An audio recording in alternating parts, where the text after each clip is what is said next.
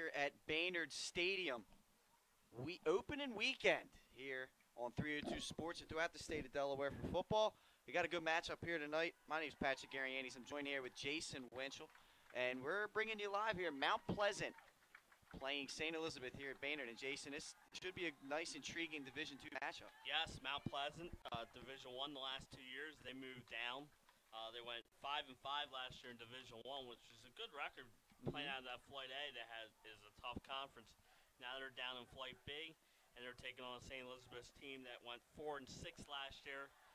They lost Chris Cropper, but they look like they're ready to compete this year and make under first-year coach Joey White taking over. Yeah, the former Spartan taking over after 2 years as an assistant over here with the Vikings, maybe 3 years as an assistant over here with the Vikings. Yeah, like you said, they missed Chris Cropper. They had Mickey Henry, of course, graduated, was a big-time anchor on the offensive line.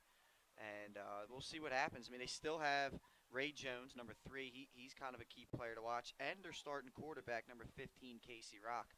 So St. Elizabeth does have a couple returners. As for Mount Pleasant, you talked about, there's one guy, though. There's one guy that's kind of different out there. That's number 9, Famir Ali. Their actual starting point guard is going to be playing wide receiver tonight for the Green Knights. It'll be interesting to see. He's giving it an old try here at football. Yeah, it's we were talking earlier that it's nice to see some of these kids play more than one sport. Yeah, exactly. Nowadays, you know, it's great, and it's going to keep them in shape for basketball season. Exactly. You hear it all the time, college coaches talking about, you know, when they come out to recruit, they love to see multiple sports on a kid's resume, and it's going to toughen Famir up a little bit for basketball, and it might, you know, help him with the physicality that comes with it. Junior, of course, first year playing football, so it'll be interesting to see what he brings to the table here for the Green Knights. You see, we're getting ready for the coin toss. Out there for St. Elizabeth is number 3, Ray Jones, number 15, Casey Rock, and number 75, Matthew Shields for Mount Pleasant. Kind of blocked off, so I can't really tell. I believe that's number 72, Keyshawn Hale. I'm not sure who the other two are. I think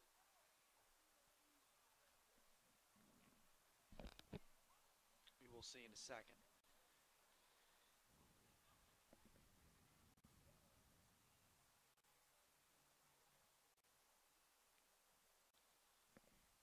Maybe number 12.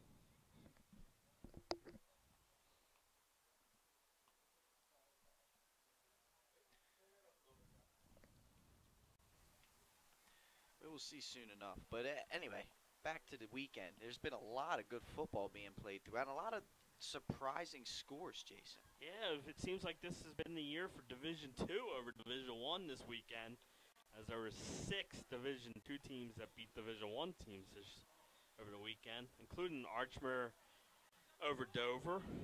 That's right. Of course, those last two were number 66, Andrew Horn, and number 33, Kaylin Roberts, the last 2 captains from Mount. But it looks like St. Elizabeth won the toss and elected to receive, so the Vikings will start their 2017 season with possession of the football. So it looks like right now everybody, as you can see, the players start to take their helmets off. We're going to step aside here for the playing of the national anthem.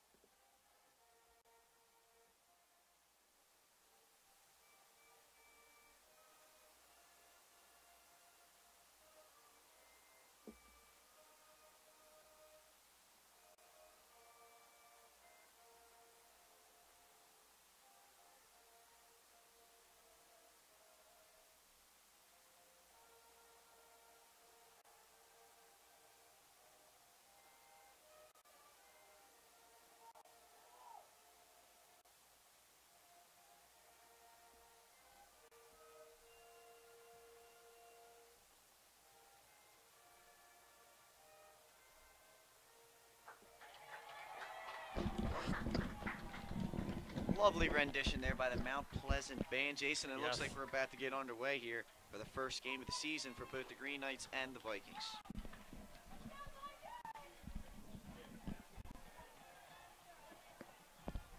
Both teams looking to bounce back from, like you said, a 4-6 season for the Vikings, 5-5 season for Mount Pleasant, and perhaps the Green Knights rejuvenated coming back down to Division II and maybe perhaps feel like they have an upper hand after experiencing what Division I and Flight A's brought to them the last 2 seasons. Right.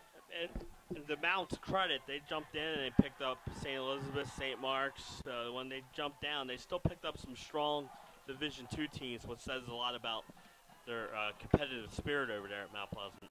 No doubt about it. Back deep for the Vikings, number 2, Deshaun Brooks, number 3, Ray Jones, and number 15, Casey Rock.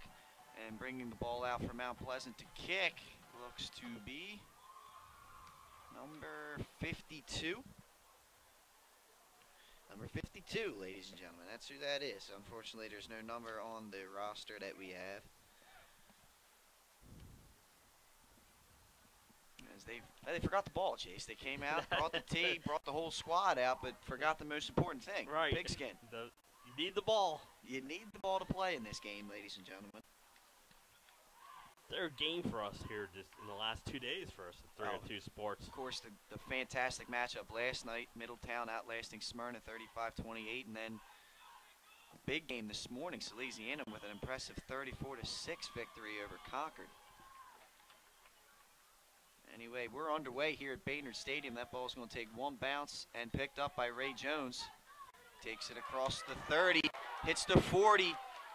Makes a man miss, still going at midfield, looks to cut back, and he's going to get tackled by a swarm of Green Knights. But good start for the Vikings as Ray Jones puts the ball in Mount Pleasant territory. Yeah, like you said, good kickoff return, and they get started on the plus side of the field. And we saw how important field position was in that Sally's game earlier this morning. Sally seemed to be starting in Concord's territory the whole first half, whereas the kickoffs were going to the end zone, and Concord was starting at the 20. Yeah, you're exactly right, Jason. Short fields usually bring points. It's kind of like a leadoff walk when you talk about in baseball. Leadoff walks usually always seem to score. You get the ball on your side of the 50 or on the other side of the 50-yard line, good things are going to happen. So the Vikings come out. They look to be in a 2-by-2 set, single back formation pistol offense. Casey Rock drops back, looks to pass, and it is completed there. That is number 10, I believe, DeQuez Walker. It's going to be about 8-yard gain, tackle made by number 8, James Collins. 2nd down and 2 will come for the Vikings, who look like they're going to use some tempo here and go with a no huddle.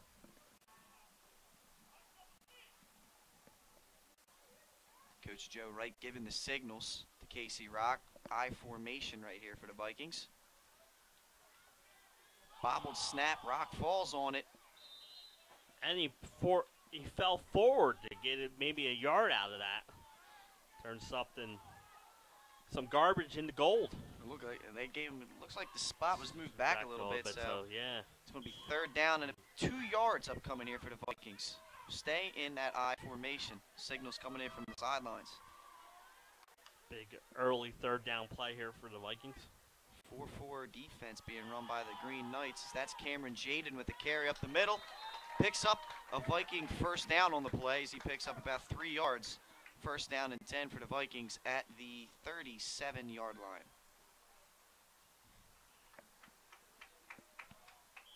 Good run there by him. He just powered forward behind the offensive line and was able to gain the 1st down. Yeah, Jaden, 2 hands on the ball, 1 cut, stayed low, and just picked up the 1st down. Nice run.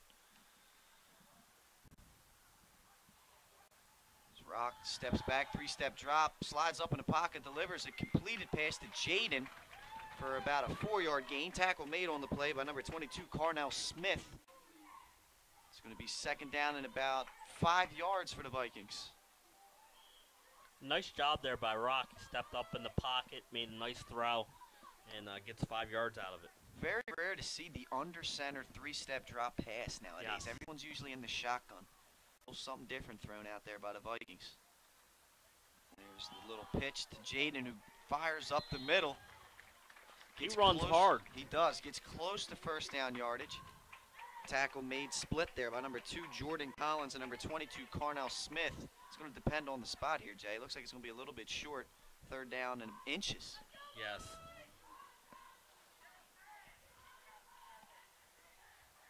QB sneak, and there goes Rock, makes one man miss and gets into the red zone. Tackle made by the aforementioned Famir Ali. Yeah, nice job by Ali, but normally you see a quarterback sneak trying to get that half inch, like you said, and here he picks up a good 10-yard gain.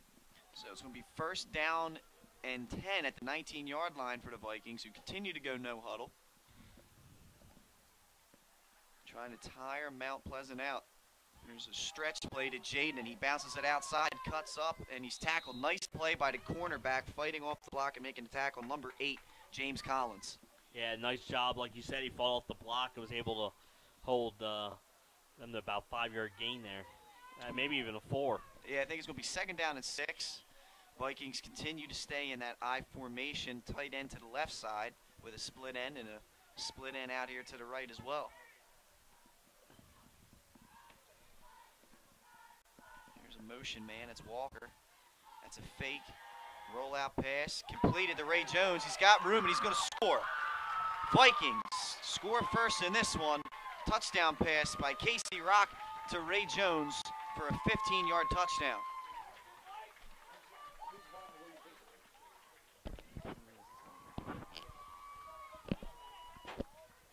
Really nice play there by Rock, rolling out. Nice play fake.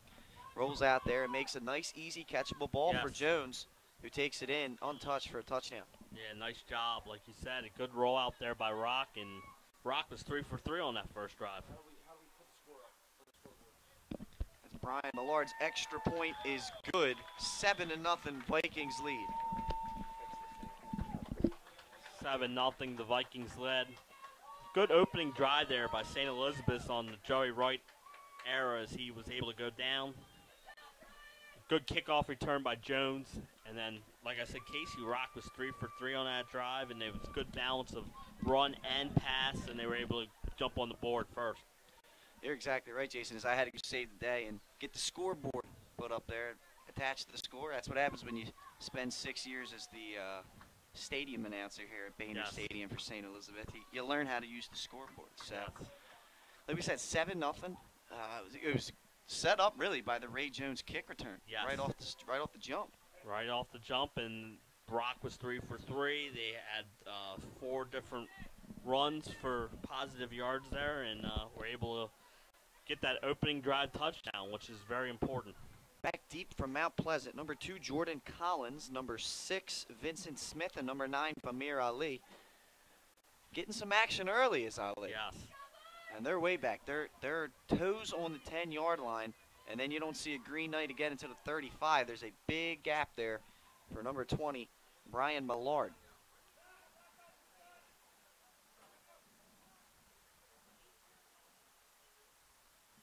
Just waiting for the whistle here. There we are, and there it is. As Millard boots it.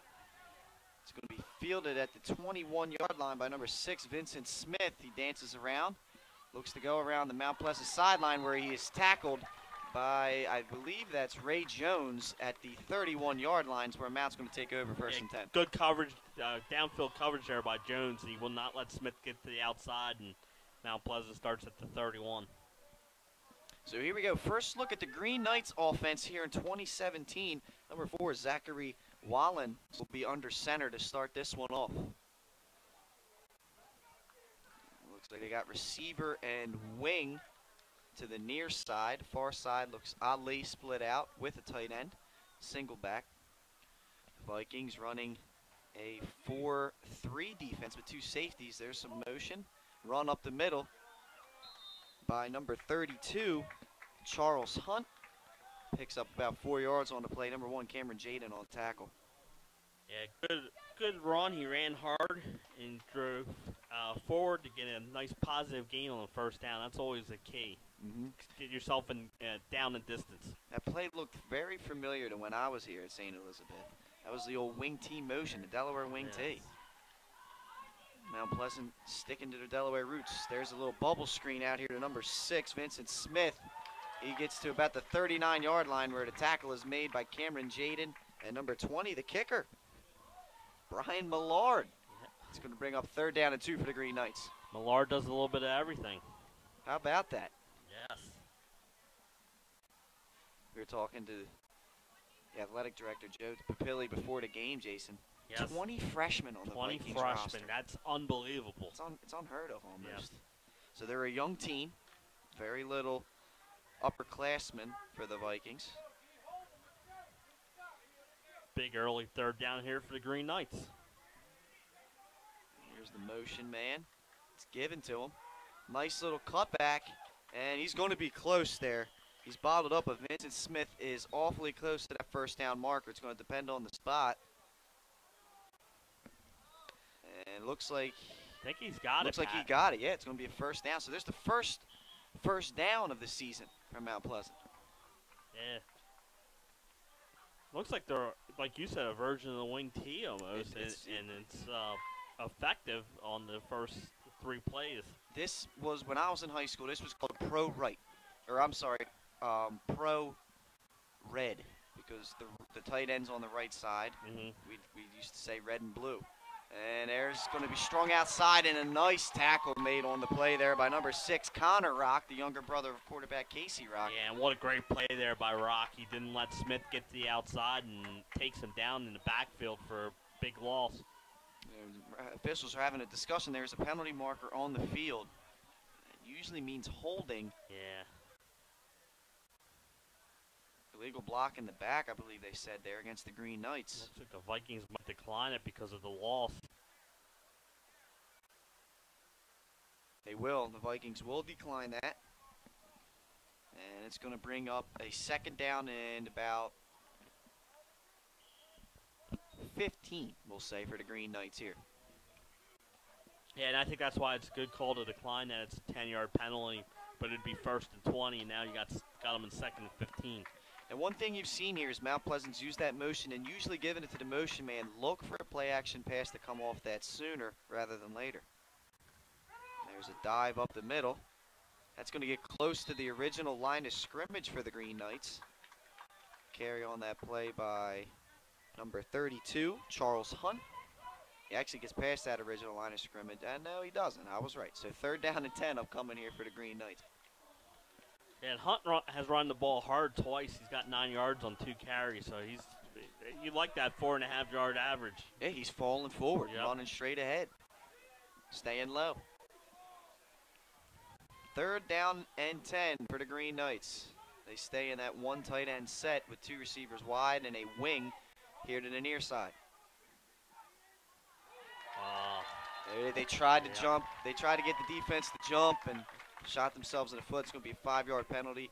3rd down and 15 now for the Green Knights. Yeah. Not a bad try. Try and shorten that 3rd down up. And make it 3rd and 5 instead of 3rd and 10, and now you're in the 3rd and 15.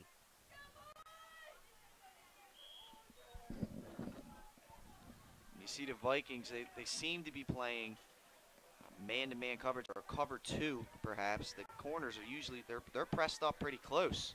Not much help over the top. There's the rollout. And he's going to keep it himself. This is Zachary Wallen, makes a man miss.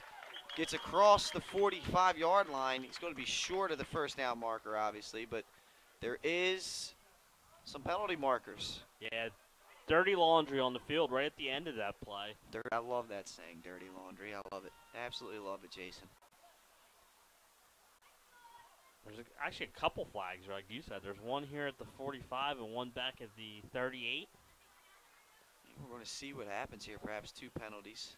They're asking. St. E's. It's holding right there against the Green Knights. I think that's the penalty on the 45. See if they address the one backside. Maybe that one just. He picked it up, so I think there was just one penalty on the play. Maybe 2 officials saw it. Right, and one just dropped it back where he was standing. There's still some discussion going on here. It'd be 4th and looks like what, about 7 or 8? It'd be about 4th and 7 Yeah. if they decline the penalty. And they will decline it. It's going to bring up 4th and 7 for the Green Knights. And it looks like they're going to send out the punting unit. Yeah, and I think that's a good the right early call. in the game. Yep. It's too early. Too early, especially on your side of the field. Back deep for the Vikings, number 2, Deshaun Brooks, and number 10, DeQuez Walker. On the punt for Mount Pleasant, number 5, Nair Small.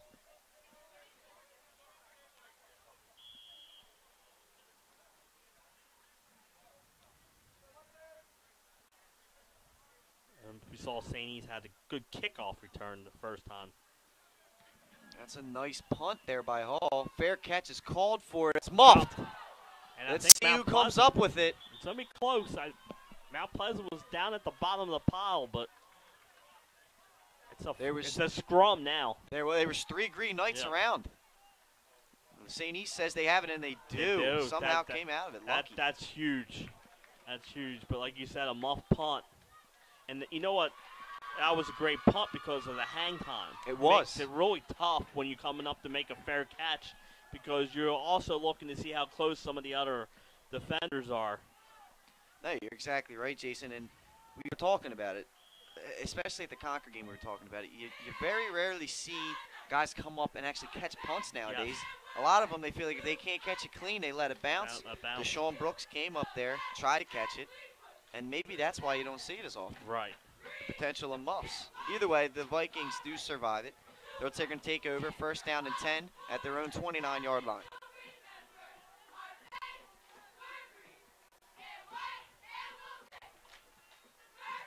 There's a jet sweep to Walker. He makes one man miss, makes another man miss, but there's just way too many Green Knights around, and they're going to tackle him in the backfield for a loss. Yeah, good job, like you said, Pat. He made a couple guys miss, but there was the whole Green Knight team was on him, and he couldn't make them all miss. Great pursuit right there by the Green Knight defense. Looks like a loss of about 3 or 4. Yeah, we'll say about 3, Jay. Second down and 13 right here for the Vikes.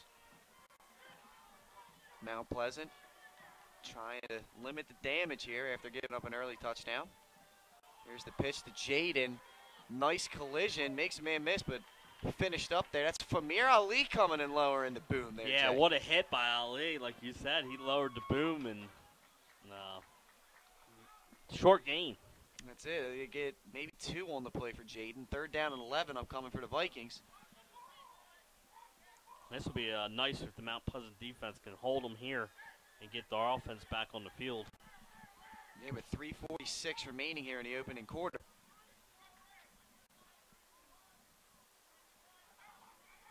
Shotgun set, trips to the far side here for the Vikings.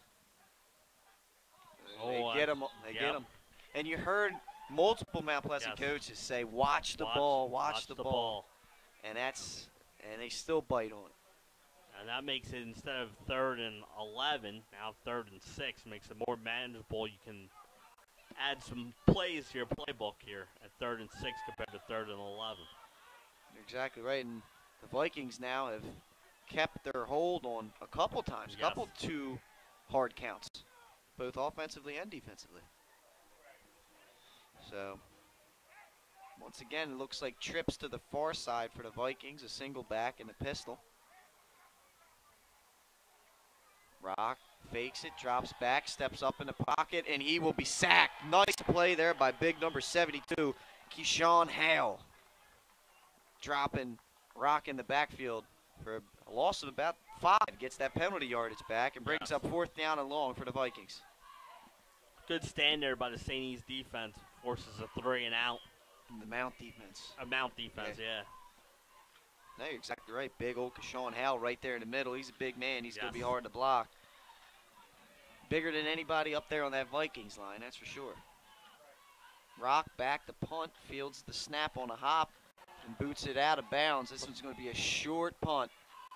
It almost came to us up here. He's going to see where the official marks it. He's walking up across the 40 to the 35-yard line. So short field now for Mount to work with. Right, there you go. So they punt the ball. We said that was an important decision and the right decision to punt the ball. Your defense holds, and then you get a short punt by St. E's, and now you're starting at the 35-yard line. They are. You said it's a game of field position earlier in this game. St. E's opened up with a short field, put the punched it in for 7. Let's see if Mount can do the same thing. Wallen stepping up under center. Same formation, tight end and a receiver to the far side. There's a motion man.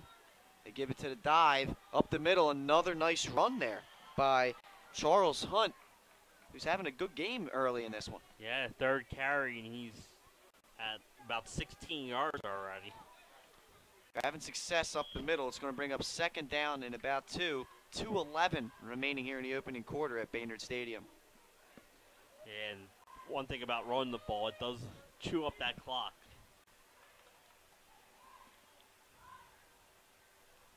Wallen gets set, goes under center, drops back to pass. He's throwing it up, and this is for Ali. And he makes the catch. What a catch for Amir Ali. Welcome to high school football. Yeah, what a catch. Good throw, and he threw it up to the outside. It's a beautiful throw by Wallen. Right, nicely done. It's perfect location. Ali gets his body contorted, makes the catch. It's going to be 1st and goal at the 2-yard line here for the Green Knights. Beautiful play all around there from Mount Pleasant. It's a good play call. Oh, yeah. After it's 2nd and short, I always say 2nd and short is the perfect time to throw the ball. It's like a free play, Jason, because then you got 2 downs to run it if you really want to. Unless you're going to punt for it. Yeah. But here we go. Looks like the old full house backfield here for the Green Knights, double tight. They give it up the middle. Nice play right there by number 22, Jaeger Wesley. The 5'8 junior makes a nice play in the backfield. Good penetration. Number 6, Vincent Smith on the carry. Yeah, you're exactly right, Jace. 2nd and goal now from the 4. 2-yard loss.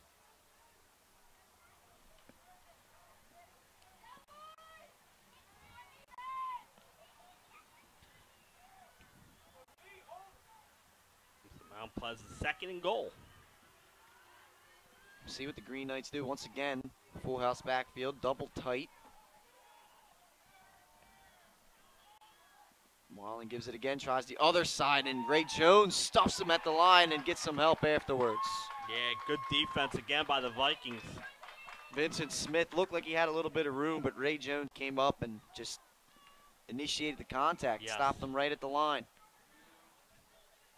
So 3rd and goal now. After the great pass, 2 plays, lost a couple yards and brings up 3rd and goal from the 4-5-yard line. And now you got to wonder, do they spread the field out and throw it up to number 9 again? Yes. I mean, he made a nice play to get him down here, but no, they're going to stay with this full house backfield.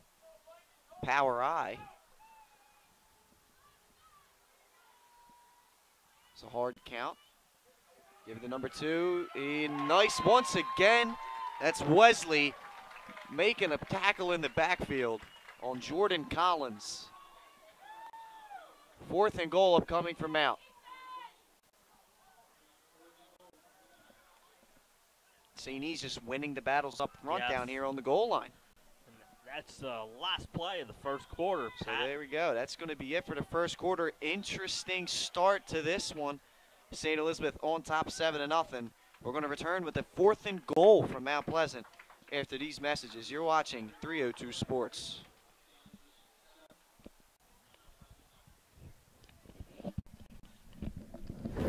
The Hadley Group is your local real estate resource. Brian Hadley joined Patterson Schwartz & Associates in 2005. In 2013, Nicole Flora joined Brian, followed by Emma Burnett and Grant Jepp in 2014. That's when the Hadley Group was formed. Patterson Schwartz Associates offer you exceptional knowledge of local market conditions and a commitment to represent you honestly and professionally. So for your next purchase or sale, think the Hadley Group. Visit our website at thehadleygroup.re.com. The Hadley Group is your local real estate resource. Brian Hadley joined Patterson Schwartz & Associates in 2005. In 2013, Nicole Flora joined Brian, followed by Emma Burnett and Grant Jepp in 2014. That's when the Hadley Group was formed. Patterson Schwartz Associates offer you exceptional knowledge of local market conditions and a commitment to represent you honestly and professionally. So for your next purchase or sale, think the Hadley Group. Visit our website at thehadleygroup.re.com. 7-0 your score, like we said. Mount Pleasant opening up the 2nd quarter with a 4th and goal at the 9. It looks like they're going to take a shot here, Jay. Yeah, and got down. It was first and goal from the 2, and now all of a sudden it's fourth and goal from the 9. Look for Famir Ali here on the near side of the field. There's the drop back. Going to go to the far side. Hits a guy. Makes a man miss, and a touchdown there by number 6, Vincent Smith, evading the tackle from Millard and scoring Mount Pleasant's first touchdown of the season. Yeah, nice job by Smith. Like you said, he avoided the hit, was able to dance into the end zone, and they're an extra point away from tying this game. So Wallen to Smith on 4th down makes the game ever closer, 7-6. Near side of the field, there's the drop back. Now Mount Pleasant going to go to the far side, hits a guy, makes a man miss, and a touchdown there by number 6, Vincent Smith, evading the tackle from Millard, and it's like a leadoff walk in baseball. It's unfortunate. We would love to announce this young man's name, but we do not have a number on the roster.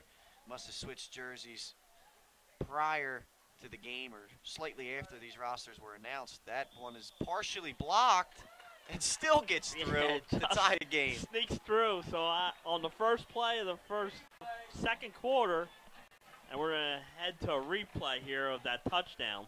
Yes, we are.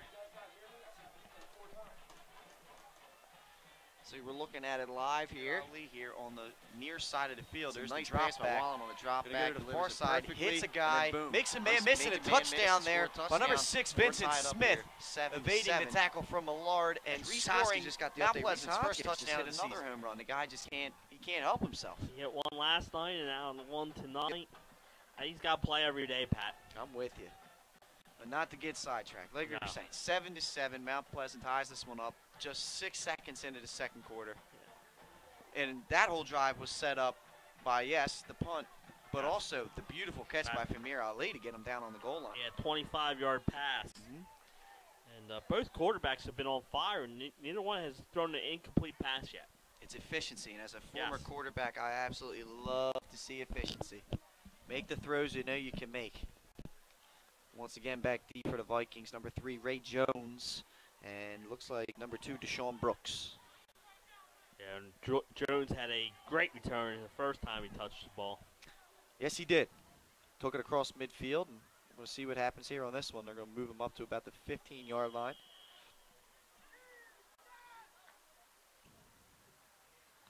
And they're going to kick away from him. That's a wise decision as Deshaun Brooks takes this one across the 25 and is tackled up to the 30-yard line by number 8, James Collins.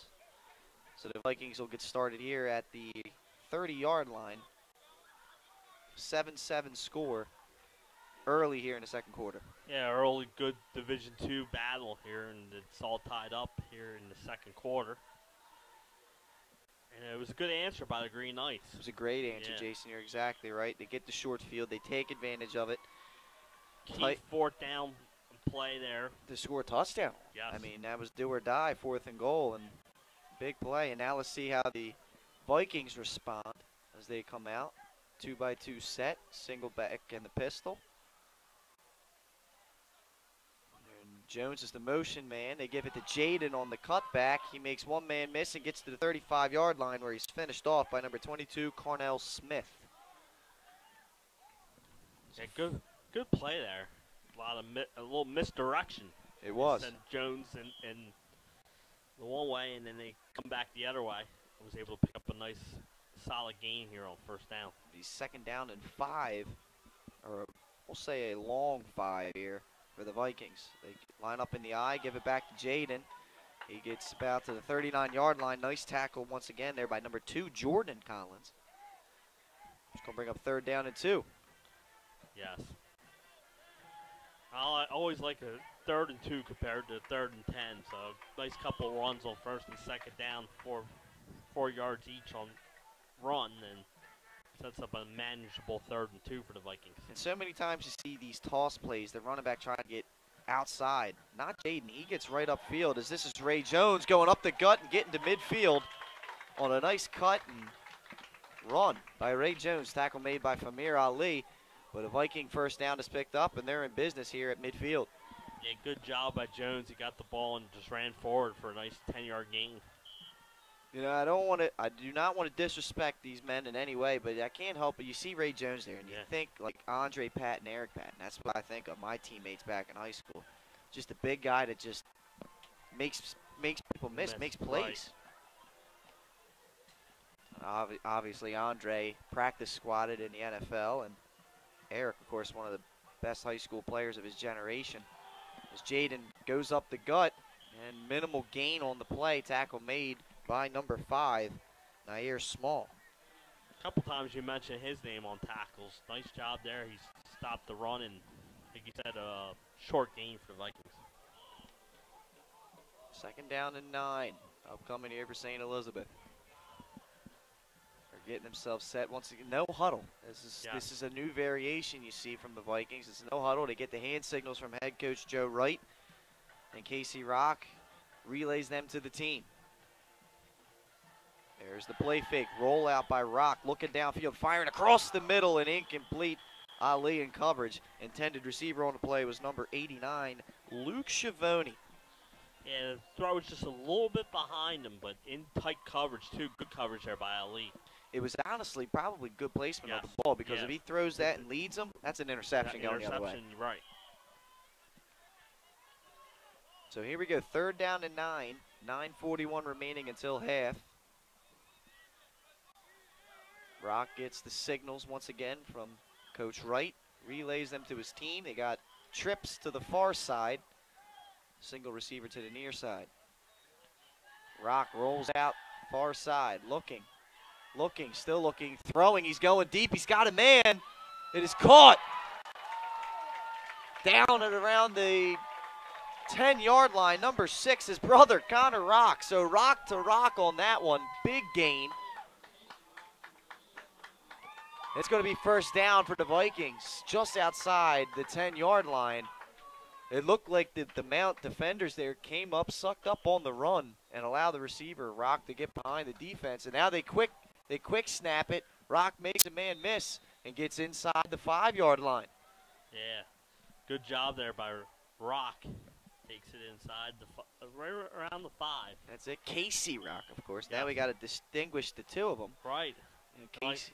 Like you said, it was Rock to Rock on the big pass. There's Casey once again on the sneak. There's a penalty marker on the field. Could be. I think this one's going to be against the Vikings. Maybe not enough men on the line of scrimmage. I mean, they've been going fast. Sometimes that happens. Let's see. That's an illegal something against the Vikings. Move it back 5 yards.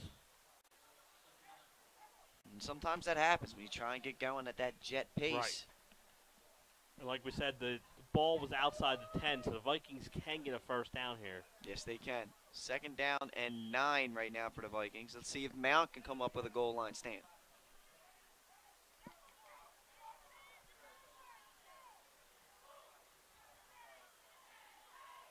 This is more Rock out of the shotgun here.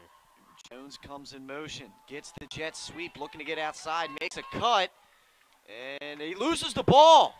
He loses the ball. It's picked up by number 8, James Collins. I'm surprised he wasn't whistled down because he was on the ground when he picked it up, but he does the smart thing, gets up and runs, and they're going to get the ball at the 49-yard line. Wow, yeah. Good job by him. Like you said, Pat, he didn't hear a whistle, so he got up and he ran. Yeah, and that's an important thing. If you don't hear the whistle, just keep on playing because he was able to get it out to almost midfield. And I don't think there was any doubt that it was a fumble. It Right. definitely looked like the ball came out before Jones was down, but from our vantage point, it looked like Collins picked that ball up while he was laying down, but headsy play, gets Right. up and runs, and they got the ball 1st down and 10 at the 49-yard line. So it looked like the Vikings were in business. 1st and Momentum 10 shifts. from the 11 and turned the ball over, and Mount Pleasant returns it out to almost midfield. Now let's see what the Green Knights can do after forcing the turnover. Tight end and a receiver to the far side. Receiver slap to the near side. There's a stoppage in play. The officials are talking something over. Timeout. St. Elizabeth. So, wow, talk about a quick turn of events here, Jason. Yes. Like you said, looked like the Vikings were on the doorstep of taking the lead in this one, and fumble recovery by the Mount Pleasant Green Knights, and now they're set up. Right, and like we said, heady play. He picked the ball up and he ran out to almost midfield, and now the Green Knights are in good field position here. That's been the battle so far. When when they've had good field position, Yes. they've taken advantage of it. Both teams until that turnover Yes. right there for the Vikings. But 8:36 remaining until halftime. Let's see what Mount Pleasant does. Like we talked about, so far Zachary Wallen's had a pretty good game throwing the football. Yes. And has a nice target to throw to him from Amir Ali, who's proven in this one he can make plays in the passing game with that nice 25-yard catch he made. So let's see what the Green Knights are going to do here as they try to take the lead.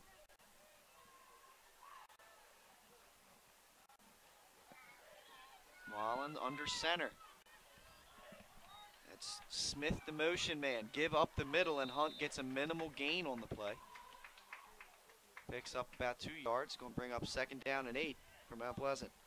Yeah, first run for Hunt under 3 yards today.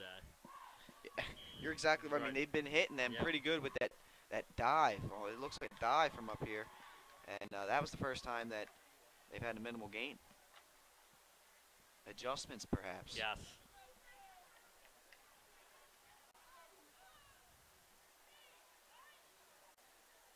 Wallen under center. Takes a 3-step drop, fires to Ali, makes the catch, turns upfield, gets the first down as he takes the ball down to about the 37-yard line. Tackle made on the play by the Rock brothers, Casey Rock and Connor Rock, but not after a Famir Ali and Mount Pleasant first down. Nice play once again. Wallen on a nice timing route, gets the ball out at the perfect timing and gets it to Ali for first down. Yeah, I've been impressed with his passing skills early in this game, Pat. He's doing a good job finding his receivers. And like you said, he's making the throws that he knows he can make. And you look, I mean, his timing is Yes. impeccable. I mean, he knows where he's going with the football, and he's confident that it's going to be open. So Wallen once again under center. Smith, the motion man, give it to Hunt up the middle, and he gets maybe 1 on the play. Yeah, it's saying he's doing a better job of the run up the middle.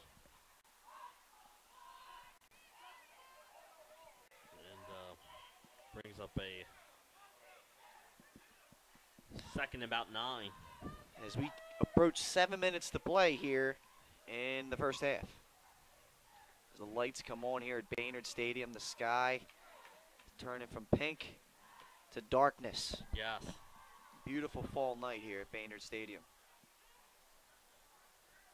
Once again, Smith, the motion man. Rollout, Wallen makes it.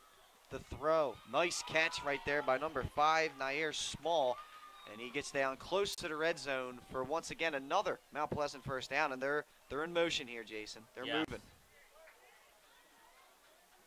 Good job by Mount Pleasant. I'm impressed with their offense here. No doubt about it. They were a lot run heavy in the first quarter, but in the second quarter it's a little bit of play action, and they're catching the Vikings off balance. 5 for 5 for Whalen. That's a heck of a start. And a touchdown. So here we go. First down and 10 at the 21-yard line for the Green Knights, and their offense is starting to click. Whalen, 3-step drop, throwing it up for Ali. This one is incomplete. Nice coverage on the play by DeQuez Walker. And a good job by Ali, who went up and tried to knock the ball away from the defender and played the good, make sure it wasn't intercepted. Yeah, he played defense on that one, and that's the first missed throw you've seen from Whalen. Yes. Threw the ball too much to the inside, where if he throws that to the sideline, perhaps you either get an incompletion or an Ali catch. But I do like the play call. Yeah, take a shot. Yeah, throw it up there because it worked earlier, and Ali, because of his basketball talent, is a good leaper. Right. And so you throw that jump ball up to him, and hopefully he comes down with it. So after the deflection, the pass defense by Walker, 2nd down and 10 at the 21-yard line. QB sneak by Whalen. He gets across the 20-yard line down to about the 18 or 17-yard line. Tackle made by Casey Rock and big old number 65, Gavin McCarthy. Yeah, good job. McCarthy, good size for a sophomore. I'd like to see him use that size. Up the middle. He's a big kid. You look at him. For a 10th grader. You're looking at 6'1", 282. That's not a small human being. Like you said, he's only a sophomore. He's got a couple years to grow. Here we go. 2-by-2 set here for the Green Knights as they look to capitalize on this drive. 3rd down and 7 upcoming. Whalen back to throw. He's under pressure, and he's dropped in the backfield at about the 25-yard line. Sack made there by number 65. That's Gavin McCarthy, or I'm sorry, that's 56. Joseph Nicotra. The sophomore makes the tackle, as there's an injured player on the field there. Yeah, good job by the Vikings defense here, and it brings up a 4th down. My guess is the Green Knights will probably go for it.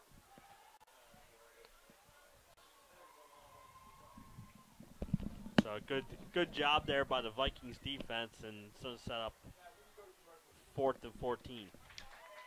Yeah, you're exactly right. So, I mean, it was a great play by the Vikings defense. They clamped down there, and they stalled the Mount Pleasant drive. It'll be interesting to see what the Green Knights do here. I'm not sure what they have as far as a kicking game goes, but that's going to be that's 41 yards, 42 yards, something like that. That'd be about a 42-yard field goal attempt. So, no surprise here. You're going to see the offense come out and take a shot. They're at a good spot as far as field position goes to take the shot at the 24-yard line. And the last 4th down from the goal line to start the second quarter, they converted into a touchdown. So yeah, they're exactly. 1 for 1 on 4th down.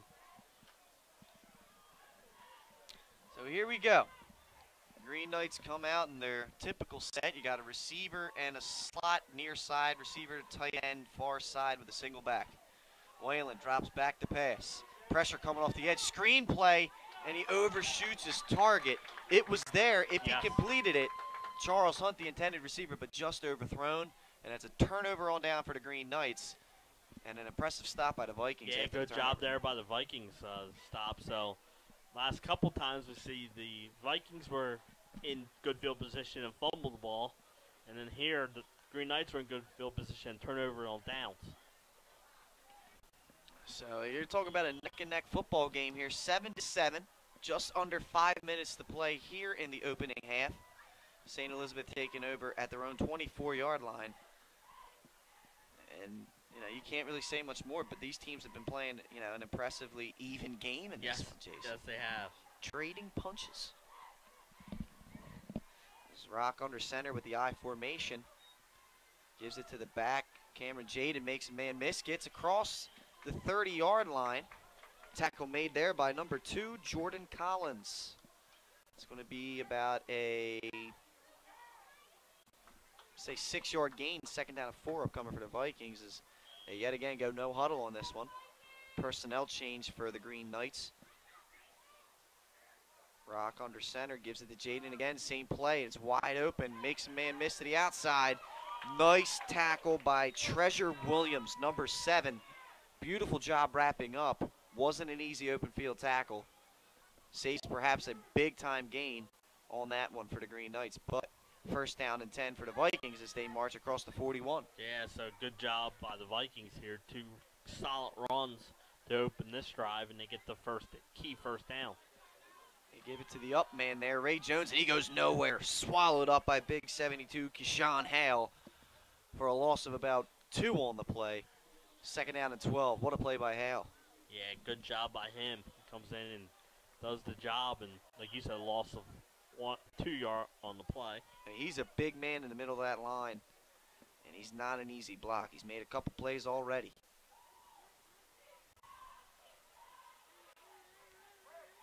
Vikings once again looking for Coach Joe Wright to give the signals. He looks to be reading the defense from the sideline and then making his play call based on the defensive look he gets. Yes.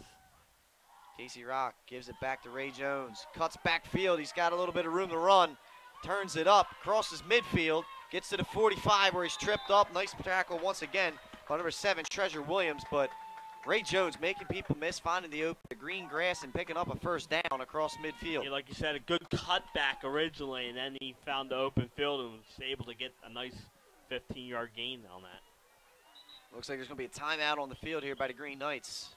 Yeah, I think that's a good timeout. 3:20 remaining until halftime. As the Vikings are starting to be impressive on the ground. And the Vikings, Pat, they stay here next week. They're back here at Baynard Stadium on Friday night as they host Laurel. This schedule seems awfully familiar. Now, yeah, I don't know if it's well known or not, Jason. I don't like to talk about myself a lot, but when I was a senior, the 2010 St. Elizabeth Vikings, we ended up state champs, and we opened our season against Mount Pleasant. Okay. And game number 2 was against Laurel. Oh, wow. So that's a little. When I hear those schools, it gets me, goosebumps, Jay. And then the third week, they got a long bus ride down to Delmar. And that was game 3. Okay. So I mean, it's unreal. It's just that the turfs are changed. I mean, right. We started at Mount, we went down to Laurel and played at home versus Delmar. That was a heck of a game. That Delmar game's like 56 to 34 or something like that. It was wow. It was unreal. Shootout. Both games. We played them again in the playoffs. As this pitch goes to Jaden, he gets around the outside. He's got room to run. Gets across the 35, and he's forced out of bounds at the 30-yard line by James Collins. That's a big-time hit he took right there, but he does pick up a first down and 10 for the Vikings.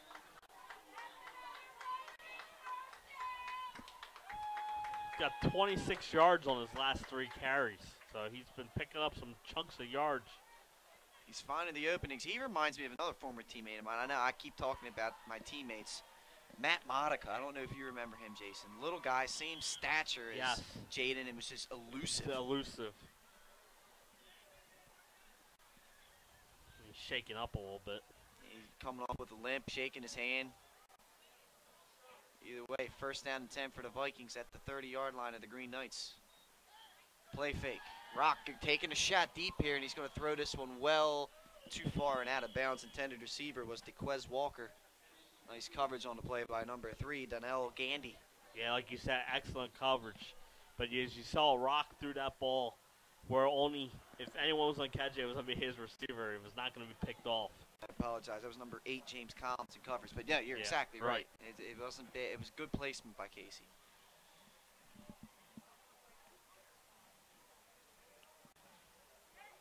So here we go. Can the Green Knights hold this thing to 7 points here as we're approaching halftime ever so quickly? Yes. Second down and 10.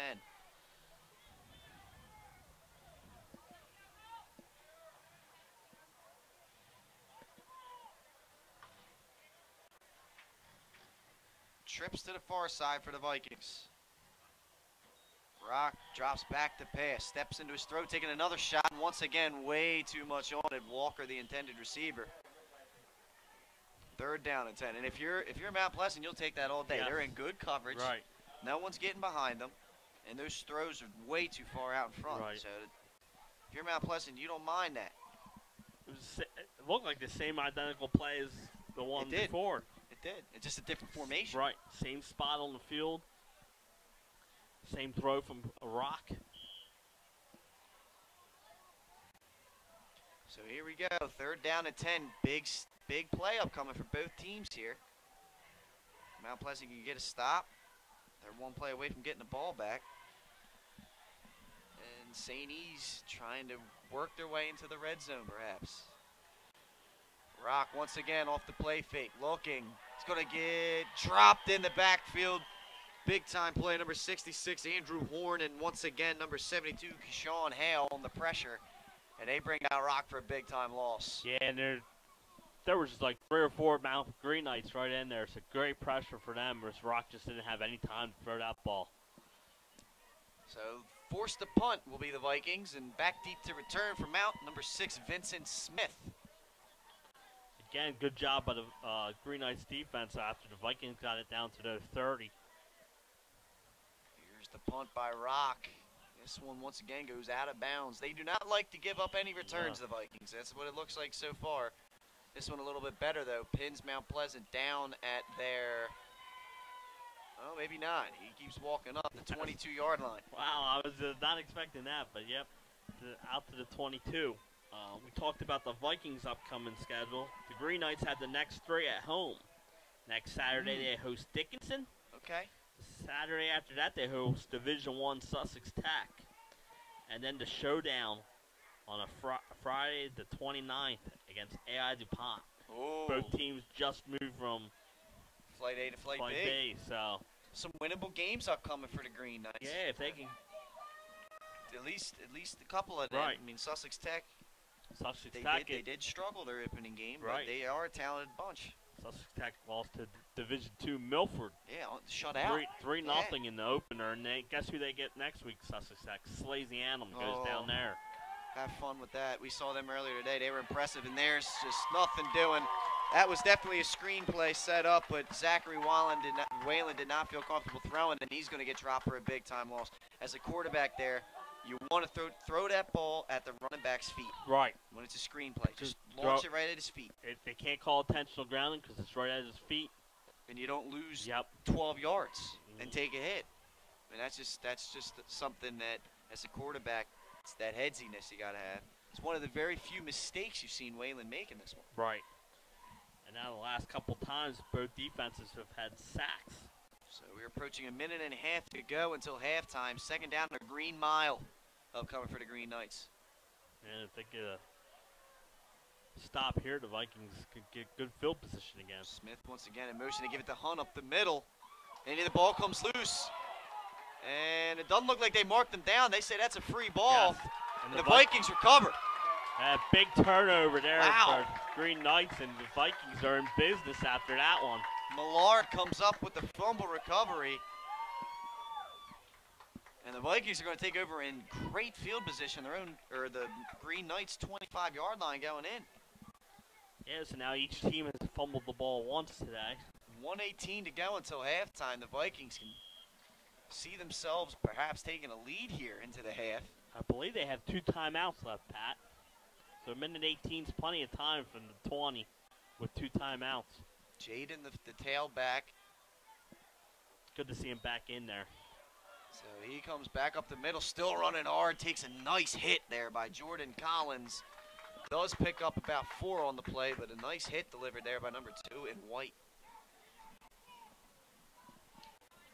2nd and 6 for the Vikes.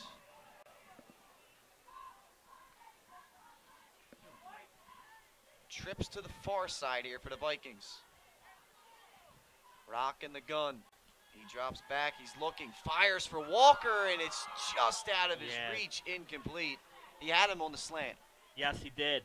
And like you said, they had 3 receivers to the other side, and then they come back this way and throw the slant. You see, I mean, it's open usually because the safety, who's Ali, has to go over to that trip side. So backside, there's a lot of room to make that throw. Brock just led him a little too far and perhaps a little too down for the play. But 3rd down and 6 upcoming. Yeah, big play here. And the good thing about that, an incomplete pass does stop the clock. It does. 46 seconds to go until halftime.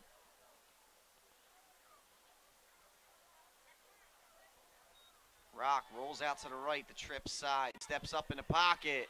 Throws backside, diving effort falls incomplete. He had a receiver on the play. That was Yeager Wesley. But that one falls incomplete, bringing up 4th down. And it looks like perhaps a field goal try coming up here for the Vikings. As you see the kicker, Brian Millard, come out. This would be about 33. He's going to kick that from the 23-yard line. So, yeah, 33-yard attempt upcoming here for Millard. The very rare field goal attempt that you see in Delaware high school football. I think there will be a timeout here by the Vikings. So we will see the rare field goal attempt. Yeah, and I like the call. 39 seconds left. Try and get the lead at halftime. You don't carry those. You don't carry the timeouts over to the second half. So call one, make sure everything's set up. Get the good snap, good hold. Get the kick up there and try and take that lead into the half. Like we said, it's been a pretty even game so far by both teams.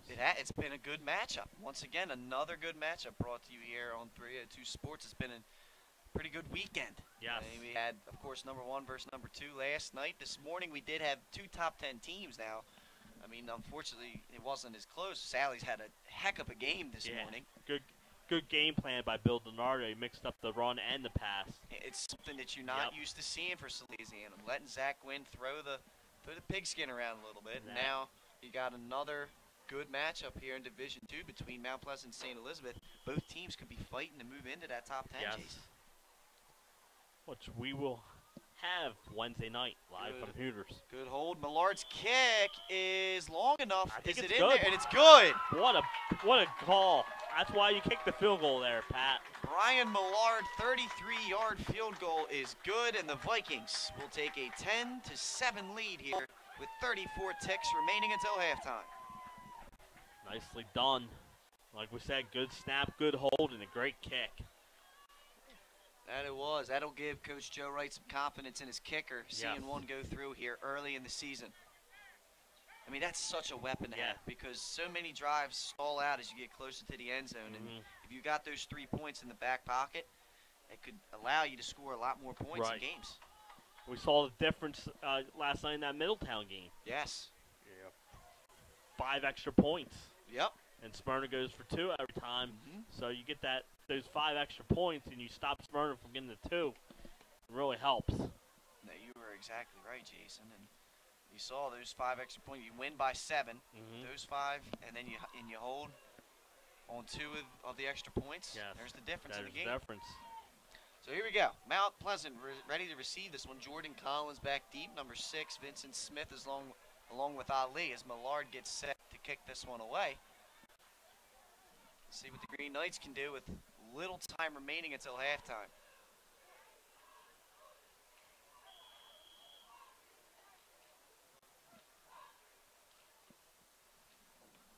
This one's booted away, kicked right at Collins, and he's coming up through the middle. Ray Jones once again on that tackle. Nice job by number 3 in maroon. Collins does take the ball up to about the 37-yard line. That's where the Green Knights are going to take over with just under 30 seconds to go until half. We've said Jones' name a lot tonight, both offensively and defensively, and on special teams. He's done all 3 assets of this game. I mean, he does everything for those guys. As the junior in maroon, he's kind of the Vikings' lead player this season with the departures that they've had, of course, that we talked about in pregame. So here we go. Whalen under center here. He's got 29 seconds to work with to see if they can get down and score. He drops back to pass. He's looking deep for Ali. That ball's pretty good. Ali dives. And what a catch from Mir Ali. He is having a game. All-around athlete, number 9 in white. Diving catch gets him down to the 30-yard line. Now you might see there's a timeout right there used by the Green Knights. Wow, what a catch, Jason. Yes, very good. And a nice job by Ali. Nice diving catch, laying himself out. Selling out, beautiful effort on the play. And it was a 5-second play. Yes. 24 seconds to work with now. They only got to go 30 yards. Yes. So now, you know, the conversation in the huddle is get out of bounds. Make the catch, get out of bounds, because we're getting closer. You don't have to go for the gusto yet. No. Just get yourself a little closer so to throw to the end zone's a little easier. Yes.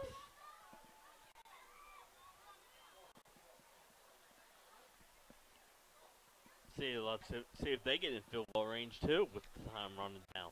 We'll see. They did elect not to kick the field goal earlier. Now, it was a little bit further than the Millard attempt, but like we said, still 24 seconds to work with. Wallen drops back once again, looking, firing down the middle. It's caught! What a catch yet again. This one by number 25, Christian Miller, inside the 10-yard line, and Mount Pleasant air raiding this one. And they're in scoring position, 16 seconds to go. And there's another timeout used by the Green Knights. That's probably their last. They covered 54 yards in about 10 seconds. In 13. 13, so. In 2 pass plays. Wow, yeah. Unreal. The Green Knights. And now all of a sudden they're in business with some time, too. Exactly. And 16 seconds. You see so many coaches do the conservative route. All right, let's just go down. We're down 3. Yes. You know, we'll run the football a couple times. If we break one deep, we break one deep. But we don't want to turn the ball over. Right. Now, Mount Pleasant comes out. They go for a couple deep shots, and they complete both of them. And now they're on the doorstep of scoring and perhaps taking the lead in this game before we get to half. An exciting last 35 seconds in this one. And the first half, I should say. Yes. Good job. Like we said, good job getting down there. Because the Mount Pleasant wasn't get the ball the second half. So like you said, it's easily only down 3.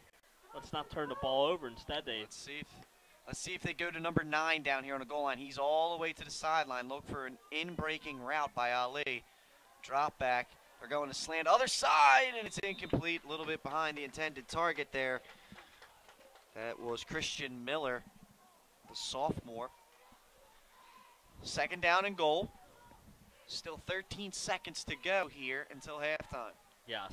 You like that. You like that call because it only takes 3 seconds off the clock. It was a quick throw, and it was close to the goal line. So here we go. Green Knights trying to punch it in here late in the first half. Trying to, in search of their first lead of this game. Yes. Ali to the far side. One-on-one with the Quez Walker. Let's see if the Green Knights go for it. Pop pass, and it is caught for the touchdown by number 5, Nair Small. And the Green Knights do, in fact, take their first lead of this game. 13-10 right now. 10 seconds until halftime. What a drive there by the Green Knights. Yeah, 4-play drive, 3 of 4 on that drive, and the touchdown. So And nice work by Mount Pleasant. They started at their own 37-yard line. Yeah. So they covered 63 yards in a matter of 19 seconds. Right. 3 completed passes and the 1 incomplete pass. And the snap, good hold, and it's a fake. And there's the throw for 2, and it's incomplete. Overshooting the intended target was Treasure Williams, the holder. They had him. Yes. Just incomplete on that one. So 13-10 your score. Still 10 seconds left. The way this is going, you never know what could happen here. Yeah, we saw Jones have a big return earlier in this game, so. You're exactly right. But what a great first half of football we've had here by both teams. That's it. 2 D2 foes going at it. First time they've played each other in a while, believe it or not. And the execution has been phenomenal on both sides. It's been a clean game. Yes. Really, there's not much sloppiness. Not many dirty laundry on the field right today. Looks like the marching band is ready to take the field down there. Yeah, the Green Knight Marching Band looking to give their halftime performance.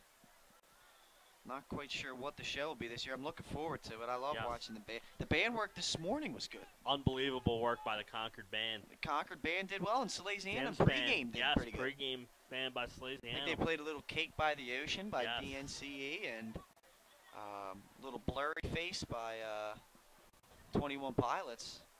That's impressive band work right there. So we'll see what the Green Knights bring to the table at halftime. Right now, their football team leads this game 13-10. Ray Jones and Deshaun Brooks back deep to return. Still got 10 seconds to play until we see that performance. And here we go. This is a little squib kick. And it's picked up by Jade, and he looks to move, makes a couple jukes. Gets to about the 38, 39-yard line, 5 seconds to go. We're going to see what Coach Wright does here, if he elects to play it safe, or does he take a shot? Or does he take a shot, maybe get a defensive pass interference, or... And you can see the old prevent defense coming out from Mount Pleasant. They got 4 guys 20 yards deep on this one. They'll probably rush 3. Yes. Maybe 4. You tell your defense to make an open field tackle. And it's hard. I mean, that's the hardest part of the game is open field tackling, but got to execute. So here come the Vikings. They're in an I formation. You might see them run out of this. I could see a run coming right here.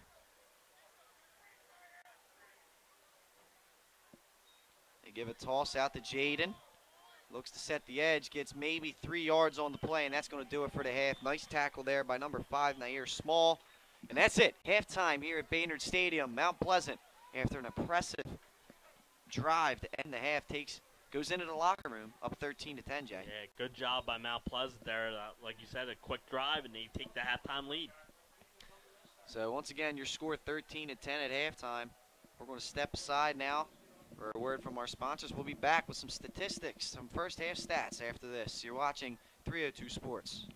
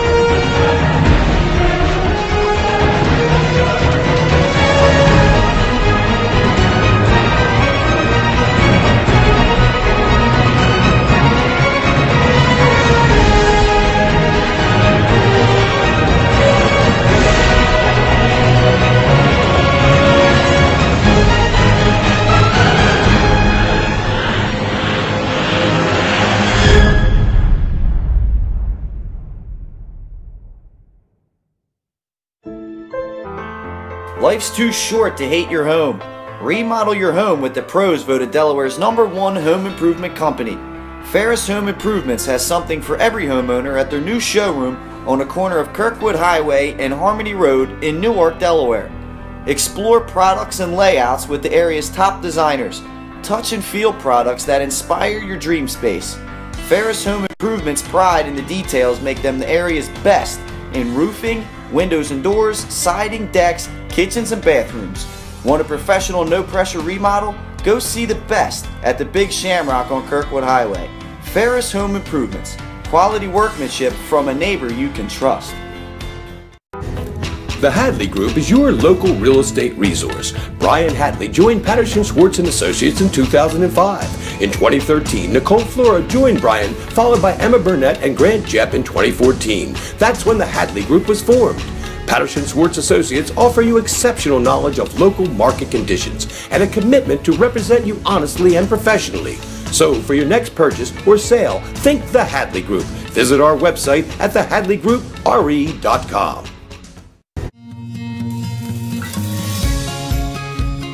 Hi, I'm Scott Kammerer from Solo Concepts. Solo Concepts is an award-winning restaurant group on the culinary coast with 10 locations. We're a chef-driven group. Come check us out. See you soon. Solo Concepts believes in the vision of our founder, Matt Hale: cook beautiful, simple food, develop the people we work with, and make the world a better place. Solo Concepts on the culinary coast with 10 locations from Lois, Delaware to Fenwick Island. Come check us out. Mr. Italian began his career in home finance in 2002 as a mortgage consultant. Since 2002, Brian has helped over 1,000 home buyers achieve their dreams of owning a home. Brian's knowledge of current market conditions and his detailed evaluation of buyers' finances ensures that each buyer will receive the best mortgage to fit their needs. Brian is often commended on how efficient and effortless he makes the mortgage process for everyone from first-time home buyers to investors to experienced buyers. For the loan that fits you, contact Brian today. Hooters of Newark is located at 136 Astro Shopping Center, Newark, Delaware. Come in day or night to watch your favorite teams and sports on our many TVs. It's a great, fun-filled environment that is kid-friendly. Our craveable food menu has all the appetizers, burgers, salads, tacos, seafood, you name it, as well as our world-famous Hooters wings, which are the official wings of 302sports.com. Remember, you can always order online to take home our world-famous wings. It's your couch, our wings. Unique Image opened for business in Wilmington, Delaware in 1979 with one focus: wowing our customers with great products and even greater customer service. 30 years later, we are still doing exactly that. Whether you're looking for marketing tools to promote your business, gifts for your employees or clients, or planning a special event, we're here with the voice of experience to help you every step of the way for your complete satisfaction. Visit our new showroom in the Mill Creek Shopping Center, 4577 Kirkwood Highway. Unique Image, you envision, we create.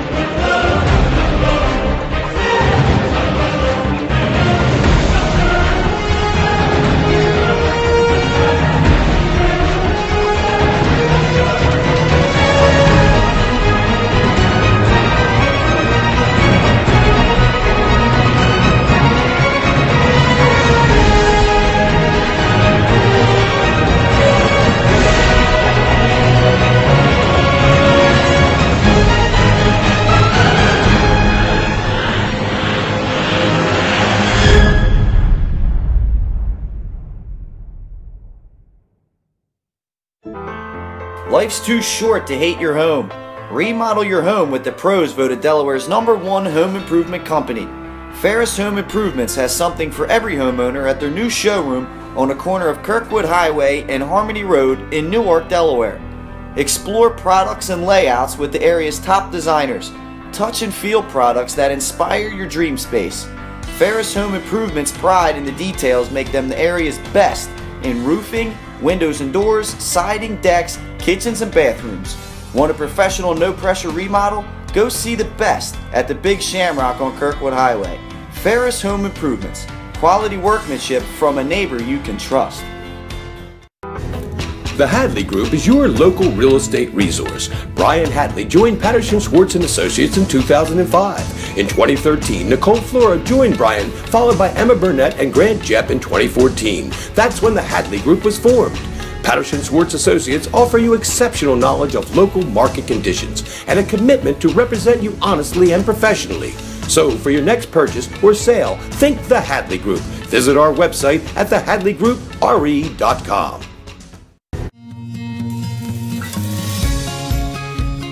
Hi, I'm Scott Kammerer from Solo Concepts. Solo Concepts is an award-winning restaurant group on the culinary coast with 10 locations. We're a chef-driven group. Come check us out. See you soon. Solo Concepts believes in the vision of our founder, Matt Hale: cook beautiful, simple food, develop the people we work with, and make the world a better place. Solo Concepts on the culinary coast with 10 locations from Lowest, Delaware to Fenwick Island. Come check us out. Mr. Italian began his career in home finance in 2002 as a mortgage consultant. Since 2002, Brian has helped over 1,000 home buyers achieve their dreams of owning a home. Brian's knowledge of current market conditions and his detailed evaluation of buyers' finances ensures that each buyer will receive the best mortgage to fit their needs. Brian is often commended on how efficient and effortless he makes the mortgage process for everyone from first-time home buyers to investors to experienced buyers. For the loan that fits you, contact Brian today. Hooters of Newark is located at 136 Astro Shopping Center, Newark, Delaware. Come in day or night to watch your favorite teams and sports on our many TVs. It's a great, fun-filled environment that is kid-friendly. Our craveable food menu has all the appetizers, burgers, salads, tacos, seafood, you name it, as well as our world-famous Hooters wings, which are the official wings of 302sports.com. Remember, you can always order online to take home our world-famous wings. It's your couch, our wings. Unique Image opened for business in Wilmington, Delaware in 1979 with one focus: wowing our customers with great products and even greater customer service. 30 years later, we are still doing exactly that. Whether you're looking for marketing tools to promote your business, gifts for your employees or clients, or planning a special event, we're here with the voice of experience to help you every step of the way for your complete satisfaction. Visit our new showroom in the Mill Creek Shopping Center, 4577 Kirkwood Highway. Unique Image, you envision, we create.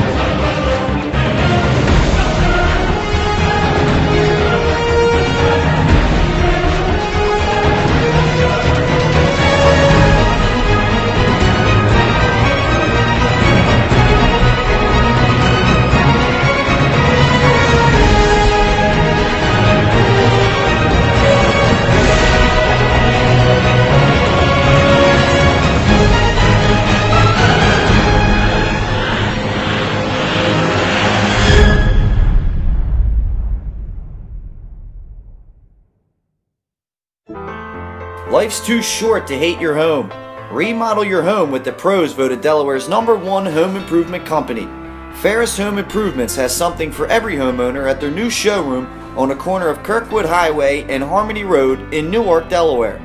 Explore products and layouts with the area's top designers. Touch and feel products that inspire your dream space. Ferris Home Improvements' pride in the details make them the area's best in roofing, windows and doors, siding, decks, kitchens, and bathrooms. Want a professional, no-pressure remodel? Go see the best at the Big Shamrock on Kirkwood Highway. Ferris Home Improvements. quality workmanship from a neighbor you can trust. The Hadley Group is your local real estate resource. Brian Hadley joined Patterson Schwartz & Associates in 2005. In 2013, Nicole Flora joined Brian, followed by Emma Burnett and Grant Jepp in 2014. That's when the Hadley Group was formed. Patterson Schwartz Associates offer you exceptional knowledge of local market conditions and a commitment to represent you honestly and professionally. So for your next purchase or sale, think the Hadley Group. Visit our website at thehadleygroup.re.com.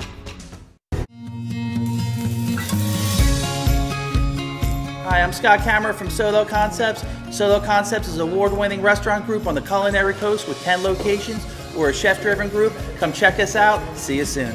Solo Concepts believes in the vision of our founder, Matt Hale: cook beautiful, simple food, develop the people we work with, and make the world a better place. Solo Concepts on the culinary coast with 10 locations from Lowes, Delaware to Fenwick Island. Come check us out. Mr. Italian began his career in home finance in 2002 as a mortgage consultant. Since 2002, Brian has helped over 1,000 home buyers achieve their dreams of owning a home. Brian's knowledge of current market conditions and his detailed evaluation of buyers' finances ensures that each buyer will receive the best mortgage to fit their needs. Brian is often commended on how efficient and effortless he makes the mortgage process for everyone from first-time home buyers to investors to experienced buyers. For the loan that fits you, contact Brian today. Hooters of Newark is located at 136 Astro Shopping Center, Newark, Delaware. Come in day or night to watch your favorite teams and sports on our many TVs. It's a great, fun-filled environment that is kid-friendly. Our craveable food menu has all the appetizers, burgers, salads, tacos, seafood, you name it, as well as our world-famous Hooters wings, which are the official wings of 302sports.com. Remember, you can always order online to take home our world-famous wings. It's your couch, our wings. Unique Image opened for business in Wilmington, Delaware in 1979 with one focus: wowing our customers with great products and even greater customer service. 30 years later, we are still doing exactly that. Whether you're looking for marketing tools to promote your business, gifts for your employees or clients, or planning a special event, we're here with the voice of experience to help you every step of the way for your complete satisfaction. Visit our new showroom in the Mill Creek Shopping Center, 4577 Kirkwood Highway. Unique Image, you envision, we create.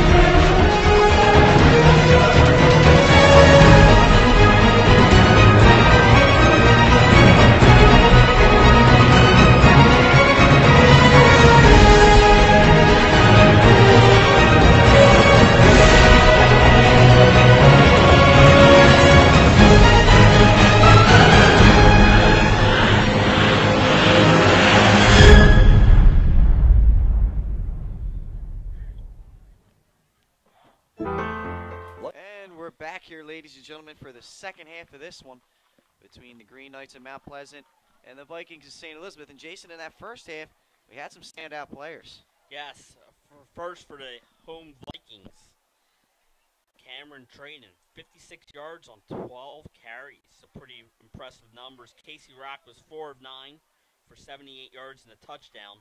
And his brother Connor Rock had the catch for 40 yards. Yes. And for Mount Pleasant, Charles Hunt had 26 yards on 6 carries. But the star of the first half, Zachary Wallon, 8 of 11 for 127 yards and 2 touchdowns. That's impressive at any level. Yes. And then the basketball star, Ali, with 3 catches for 66 yards. Welcome to the high school football. You're not kidding. They were all big catches. So, I mean, you see up and down the board there, some impressive totals put up there in the first half for both teams. 13-10, of course, you score Mount Pleasant on top. But, yeah, I've been very impressed with what Famir Ali has done in his first high school football game ever. Yes. Come out here and affect the game the way he has. That's impressive. And then what Waylon's done at quarterback for Mount Pleasant is just unheard of. I mean, he's putting up all-state type numbers Yeah. in this one so far. 8 of 11, like you said, 127 yards and 2 TDs. You double that. Yeah. I mean, that's all-state worthy. So impressive opening half for Mount Pleasant, and for St. Elizabeth, I was, other than the guys you talked about, I think Ray Jones is, of course, everyone knows about him. But how about Brian Millard with the 33-yard field goal? Big kick there. It was. At the time, gave him a 10-7 lead with not much time left there in the first half. But an impressive drive by Mount Pleasant. Three plays. Covered 67 yards, and they were able to take advantage of that and score right before the half to jump out to the 13-10 lead. But it's only a 3-point game heading to the second half here. Oh, without a doubt. I mean, it's a close game. Both teams are playing pretty good football right now. It's anyone's game. The Vikings are going to receive right? The Vikings. I believe at Green Knights. I think the Vikings had the ball to start the game. Jones returned it to. Oh yes, Jason. Of course. How can I forget? Pat, do your job and pay attention, will you? No, but you're right. The Green Knights will start the half with the ball. So I'll lead back deep along with Jordan Collins and Vincent Smith, and Millard coming out to kick it off. So Green Knights looking to continue off that last drive that they had to go into the half. It's going to be an interesting second half of football here, Right. Jay. Can't wait to see what goes on here. Mm-hmm. Fantastic opening weekend here on 302 Sports with football. And, of course, once we get the volleyball rolling, we'll have volleyball, we'll have soccer action, some field hockey. A lot going on this fall here at 302 Sports. Yes. Busy fall. There's the kick by Millard, going to be Jordan Collins on the return. Gets to the sideline, gets across the 35-yard line, and he's eventually tackled at about the 37, 38-yard line. That's where the Green Knights are going to take over 1st and 10. Yes, and we saw Mount Pleasant early in the game came out running. They did. And then in the second quarter, they were passing. And like we said, 8 of 11 effective passing. Yeah. To move down the field. You run to set up the pass, Jay. You Yes. run to set up the pass, and that's what they did so beautifully. And Wayland's just had it. Talk about it. Like we talked about, we've said it a lot. Impressive first half throwing the football. So here we go. Green Knights come out. Wayland under center. Takes the snap. Roll out pass. He's going to go right back to it. A nice play made there by number 55, Thomas Zadalava, the junior defensive end. Knocked the ball right back where it came from. Incomplete pass. Yeah. Good job by the Vikings defense. Knock it down. You always taught if you could get a hand on the ball, especially linemen, Yes. you can just get a line and knock it down. It'd be a good defensive play. Well, you saw Zadalava. He kind of fell for that play fake, sucked in on the run, realized it was pass, and used his speed. Because he's only 160 pounds, so he can move for a DN. Yes. To get back into the throwing lane and knock that pass down. Second down and 10 for the Green Knights. They give it to Hunt up the middle. Vikings have made a decent adjustment to that after getting hurt early in this one on that play. Hunt picks up 1, maybe 2 yards on the play. Yeah, his first couple runs were 4, 5, 8, and then his next 3 were 2, 1, and 6. Exactly. And now 2 on that one, so they've done a, like you said, good adjustment on it. Let's see if they make at halftime made the adjustment on try to stop the passing attack. So here we go, 3rd and a long 8. Ali out here with a tight end to the near side. A lot of room over here. Motion man receives the carry, and very little gain there for Vincent Smith. Picks up maybe a yard or 2, and it's going to make a 4th down for the Green Knights, and the punting unit's going to come out. Yeah, good stand here for the Vikings to open up the second half. They bat the ball down on 1st down, 2nd down, not much on a run, and they're very little on that run, and now you force the punt. So back deep for the Vikings, number 10, DeQuez Walker, and number 2, Deshaun Brooks. Brooks, a junior, DeQuez, a sophomore. He's kind of more shallow. There's the punt. Another high Booming punt right there.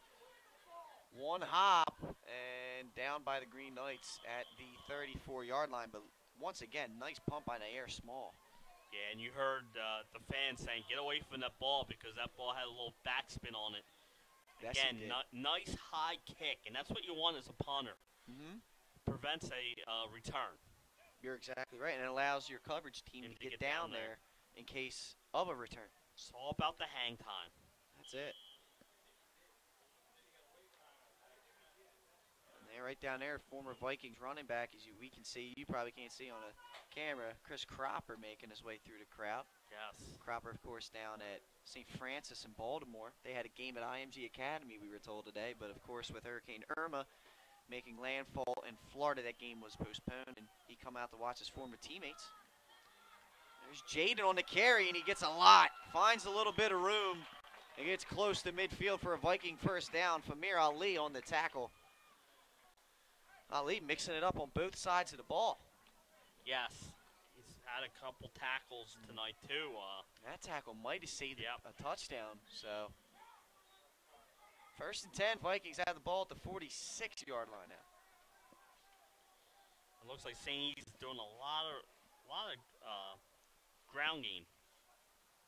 Yes, they are. Jaden once again takes the pitch, goes to the outside. Very little doing there. Nice tackle made on the play by number 2, Jordan Collins. Comes up from his corner position and takes the feet out. And it has been Jaden. He had 12 carries in the first half, and now 2 more here in the second half. So he's touched the ball 14 times on the ground. He's running the ball hard, yes. and he's a smart runner. You see him, he sets blocks up, he waits for holes to develop, and then he attacks it. Yep. I mean, that's really good vision back there and footwork by the tailback, Jaden. Here comes Rock on the QB power to the outside. There's going to be a penalty on this one. Rock cuts it back, gets to about the 35-yard line where Ali and Small make the tackle, but I think we're going to get Ray Jones on a block in the back here. Yeah, it's what it looked like from up here. Yeah. Of course, we're up here, but it definitely looked, and that's what sprung Rock to get to the outside. Exactly. I mean, without the hold or the block in the back, whatever they call here, that run does not happen. No. They call holding. So not a block in the back, so holding, it'll be 10-yarder. 2nd and 20 upcoming now for the Vikings. And I believe in a high school, it's 10 from where the flag is, right? Ah, you're right. So 2nd and about 19, 18. Yeah. I think it's a spot foul You are right, Jay. in high school. That's why we have you here, man. You got to keep me honest. Can't be lying to the people, you know? Right. So sometimes when you're in the backfield and you're protecting the quarterback and you get a call for a holding, it turns into a 18, 19-yard penalty sometimes. Right. Oh, yeah, exactly, yeah.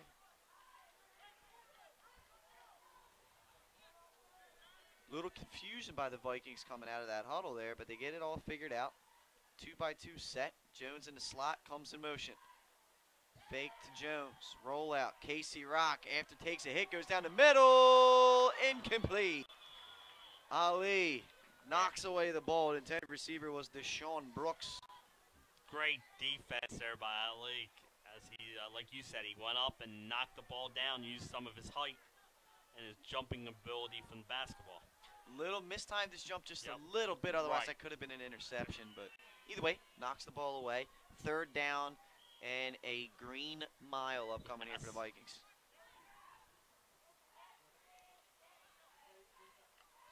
This is one. Some Chris Berman would say like 3rd Newark or something, right? 3rd and Bristol. Right, you know. Trips to the far side here for the Vikings. Rock takes the snap, drops back, steps up, looks. He's got Jones down the middle, but Ali drops it. He had the sure interception in his hands, but he could not haul it in. Ray Jones kind of had to play defender on that one. 4th down upcoming for the Vikings. So after a promising 16-yard run to open the drive, a holding penalty puts the Vikings back, and now they have to punt. That's it. Penalties can really hurt you. They really can. Here's Rock with the punt, and another one. This one looks like it's going to stay inbounds, and it does. And it a rolls. good roll. Wow. Yes. The old coffin corner drill from Madden football gets it inside 30-yard line to about the 27. Yeah, That's what Mount Pleasant's like you said, it was key because those first 2 punts he went out of bounds. Yeah. That one stays in and gets a good friendly roll. So the Green Knights are going to take over here. 8:34 remaining in the third quarter. 13-10 your score. Mount Pleasant on top.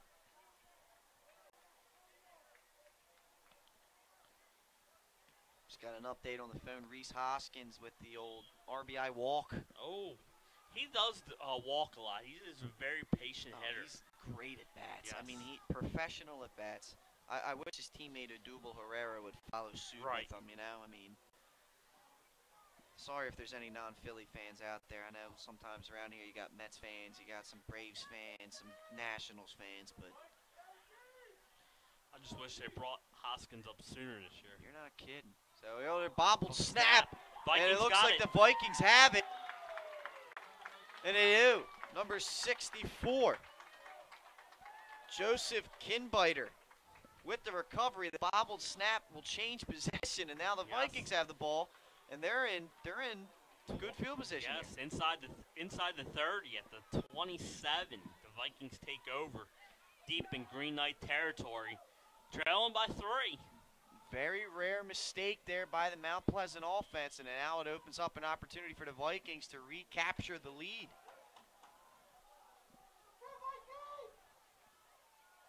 Coming out in the I formation, Jones and Jaden in the backfield. They go to Jones up the middle, and he's swallowed up by big 72 Keyshawn Hale.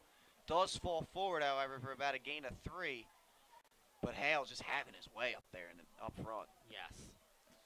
Jones, that's his only fifth carry. Yeah, they like to work him around. He doesn't come off the field. No, Jay. and he plays every position. We've seen him out wide. We've seen him in the backfield. He's on linebacker. He's on the kickoff return, the punt. They give it to him again here. He makes one cut and gets upfield. Nice tackle there by Small. Limits the damage on that run. Picks up 1, maybe 2. It's going to bring up a third and about 5 for the Vikings. We see they have a field goal kicker, so. They do, and they're about in his range. Yes. Maybe a little bit longer than his previous attempt. Here's the pitch to Jaden. He cuts through the middle, and he just finds room. Gets inside the 15, but you do see a penalty marker thrown. We're going to see what this call is.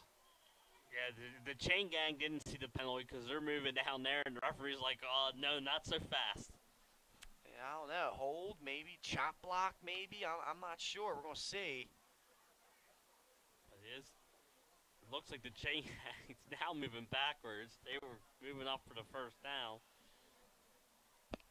I would assume this is going to be on the Vikings. It was right in the middle of that play, right as Jaden was breaking through the line of scrimmage and getting to the second level of defenders. That's when that flag came flying in. So the officials are going to talk this one over. And yeah, they waited until the chain gang got back in the correct position before they even started looking. I think this is a no-brainer. You have to accept the penalty if you're Mount Pleasant. It would be your first down if not. So we're going to get the call right here. Holding against the Vikings. So 10 yards from the spot, Jay. Yes. Repeat third down. Big play negated there for the Vikings. Third down and 16. Yes, 3rd and 16. And now they're out of field goal range. I definitely think they're a little bit past Millard's range. They could pick up some positive yards here. I formation once again. The pitch to Jaden. They said if it ain't broke, don't fix it. Go up the middle. Get back to around that original line of scrimmage. It's going to bring up 4th down and 10 and a half, 11. Yes. Decision to be made here by Coach Wright. Let's see what the play call is going to be. You're looking, it'd be a 46-yarder, and I think that's out of his range. So I agree with you. I think you have to go for it here. St. Mark's had a kicker back in the day, Kyle Sullivan. Yes. Back in like 2009, 08, he could boot about 46 yards. Yeah, back when I played in '96, Sally's had a kicker, Randy Tink, who booted 2 50-yard field goals in the game. Wow. Against Coatesville. So here, Rock back to throw, and he overshoots his intended target, Ray Jones, on the play. And Vikings turn it over on downs. Can't come up. There is a penalty marker. Wait a second. There is a penalty flag. We're going to see what this is all about. Depends on what the penalty marker's on. That's a legal man downfield against the Vikings. I think that's what that meant. When the referee taps his head. That's what I thought. Yep, penalty will be declined. Right. Turnover on downs. Mount Pleasant is going to take over. Yes. And so, good job by the Green Knights defense because they fumbled back in their 25-yard line. And hold. The big holding penalty helps out. And so 2 drives now in the second half, the Vikings have been called for holding penalties. That stalled them. Yes. Execution, Jay. I mean, you could play your heart out in any game. And no guarantee you're going to win, especially if you don't execute. It's all about the execution. Saw that the other day. Yes. Dickinson Delcastle. Okay. A lot of misexecutions going on there. And Dickinson, of course, comes away with their first win in 2 seasons. So here we go, Mount Pleasant back. Wallen steps back, makes a throw, and it's dropped. Number 6, Vincent Smith, looked like he took his eyes off the ball there. Was looking to turn upfield before he possessed that football. The quarterbacks are combined 0 for 5 here to start the second half. Yeah, after having a good first half. They looked so great in the first half. Yes. The old fall back to grace. And we said defenses will make adjustments to halftime. So here we go, Wallen under center. Junior takes the snap, gives it up the middle. Here's Hunt. Gets a nice little run here. Forward progress should give him about 3.5 yards on that play. One of his better runs of recently. 3, maybe 4. Brings up 3rd and about 6. Let's look. You got to look out for number 9 here if you're St. Elizabeth. Yes. Ali's made big play after big play in this one. 3 catches there in the first half for 66 yards. So a good average, too, for these 3 catches. Yeah, 22 yards of a catch. He's manned up out there on Walker. Wallen points out the free safety. Takes the snap, drops back. He's looking his way. Going deep, incomplete. Nice job to Quez Walker in coverage for the Vikings. And it's going to be a 4th down for the Green Knights. Yeah, good coverage, like you said, Pat. And that was the play as they were going to go down the sideline there. Yeah, they took a shot, and they picked the one guy that has made play after play for him, but Walker with fantastic coverage on the play, able to interrupt that pass. 5:23 left here in the 3rd quarter. Got a good pace to this one, Jason. Yes. There's the snap, and the punt's good, small again with that hang time. Fair catch called for and received by Deshaun Brooks. Vikings are going to take over at their own 40. Yes. And Vikings have had 2 drives here in the second half after both drives stalled on penalties. So I think what they want to do here is execute and not pick up any penalties because they have moved the ball, running the ball. They have. To start the second half. Jaden and Jones have had decent rushes in this game, and it's just a matter of cleaning up those penalties, like you said, Jay. And if you're Mount Pleasant, you got to hold them. You got to keep them right here. You're holding a 3-point lead. Offense is capable of hitting big plays. You just got to limit the damage. Here goes Rock with the rollout. This is going to be a run. Makes a man miss, goes up the middle, and he's swallowed by number 66, Andrew Horn. Get maybe 1 yard on the play, and slow to get up is number 72, Keyshawn Hale. Hope everything's okay for Big 72 in white because he's had a heck of a game. Yes, he has. He's made a lot of tackles for the Green Knights. He's going to come off for a few plays, get evaluated. 2nd down and 8 upcoming here for the Vikings. Great crowd here for the opening night for both teams. It is. The Green Knights have traveled well here to Baynard Stadium. There's Jaden on the pitch. He's swallowed up in the middle. That's number 61. Devin Carless on the tackle. Senior on the play. 3rd down and 7 for the Vikes. Yeah, good job by the Green Knights here this drive. 2 runs and not much. Their defense is definitely clamped down here in this 3rd quarter.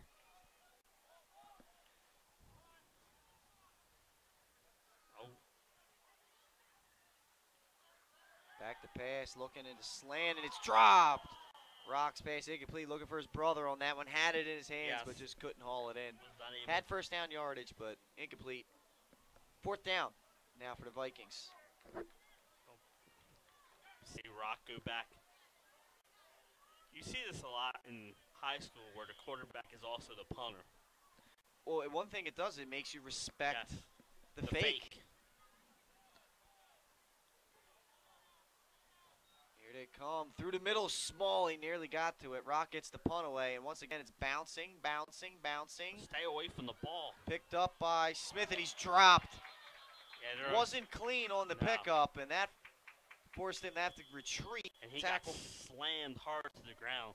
Michael Hamby and Connor Rock on the tackle, and yes, he definitely slammed pretty hard on the turf there. Hope everything is okay there with Vincent Smith. You never want to see an injury. Right.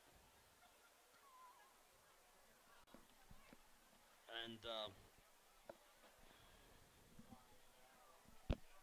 we're going to step aside here while things get taken away on the field.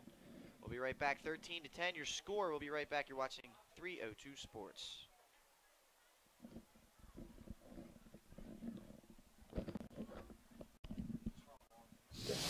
Unique Image opened for business in Wilmington, Delaware in 1979 with one focus: wowing our customers with great products and even greater customer service. 30 years later, we are still doing exactly that. Whether you're looking for marketing tools to promote your business, gifts for your employees or clients, or planning a special event, we're here with the voice of experience to help you every step of the way for your complete satisfaction. Visit our new showroom in the Mill Creek Shopping Center, 4577 Kirkwood Highway. Unique Image, you envision, we create. Hooters of Newark is located at 136 Astro Shopping Center, Newark, Delaware. Come in day or night to watch your favorite teams and sports on our many TVs. It's a great, fun-filled environment that is kid-friendly. Our craveable food menu has all the appetizers, burgers, salads, tacos, seafood, you name it, as well as our world-famous Hooters wings, which are the official wings of 302sports.com. Remember, you can always order online to take home our world-famous wings. It's your couch, our wings. We're back here, ladies and gentlemen, at Baynard Stadium. Now, during the return there, Jason, there was an illegal block in the back called against the Green Knights. That's going to move it back half a distance to the goal, and they will start inside their own 10 at the 9-yard line. Yeah, and a bouncing punt. He went up the field. If you probably let it bounce and roll, they'd probably start about 20 yards up. But he took a shot, and he was going to try and make a return on the play. Wallen gives off to the motion man, Jordan Collins. Very little gain on the play. About 2-yard gain, 2nd and 8 upcoming for the Green Knights. The Vikings defense is really bolstered up against the run in this one. Yes, they've stopped the run pretty good. After the first couple big runs by Hunt, they've done a good job on the ground. And Wallen and the Green Knights passing attack has slowed down a little bit here in the 3rd quarter. Yeah, 0 for 3. They got to try and get that back on track if they want to spread this lead out a little bit, or just flip field position. Right, as they are deep in their own territory after that penalty. Once again, Ali out here one-on-one with Walker. They give it to Hunt. He's got a little bit of room. He had a hole, but he bounced inside. If he stayed true to the hole, he might still be running. Cuts back and runs right into big number 51. Not quite sure who that is because we don't have a number on him. But nice play nonetheless. Yes, great tackle. One guy it's not is number 50, Vincent Gariantes. I looked for 51 and 50s right there. That's not that young man. It's okay, ladies and gentlemen. That's my brother. I'm allowed to say that. Yes. So here we go. 3rd down and about 6 for the Green Knights. Back to pass and looking for back shoulder to Ali, but a little miscommunication there. That takes practice, that throw. Yes, it does. And the miscommunication will lead up to 4th down for the Vikings. Another 3 and out done by the Vikings defense here to start the second half. As Green Knights have had 4 possessions, 3 and outs, and a fumble. Not a good start to the second half here for Mount Pleasant. Still holding a 3-point lead, however, the defense has played well as we approach the end of the third. 2:14 remaining here in the third quarter. And the third quarter's been all about the defenses, Pat. Small on once again to punt. And this one's a little more of a line drive. You might get a return, and you will. Nice return there by Keyshawn Brooks. Gets it to about the 30-yard line.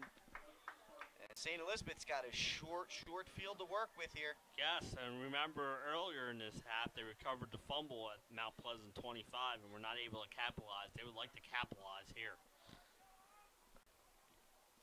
Trailing 13-10. So another good high school football game this week. It's been the story of the week. It's been a great week for Delaware High School football. I mean, you've had your share of upsets. You've had your competitive games. I mean, you can't ask for much more. Whenever there's parity in any sport, it makes it that much more enjoyable. As Rock gives this one off to Ray Jones, who fights his way, dragging defenders for about 5 or 6 yards.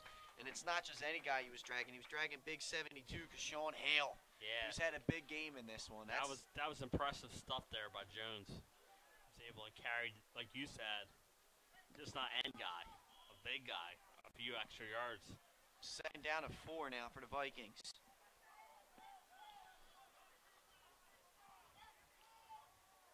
Rock under center, the I formation.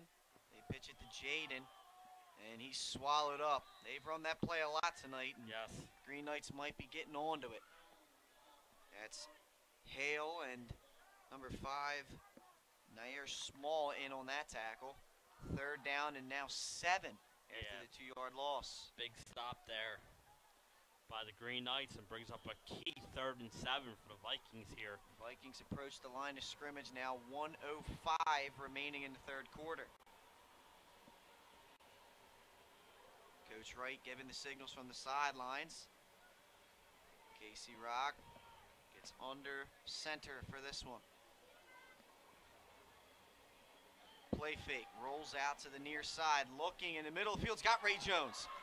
Look at him go. He's dragging down to about the 5-yard line. That was number 32, Charles Hunt, on the tackle.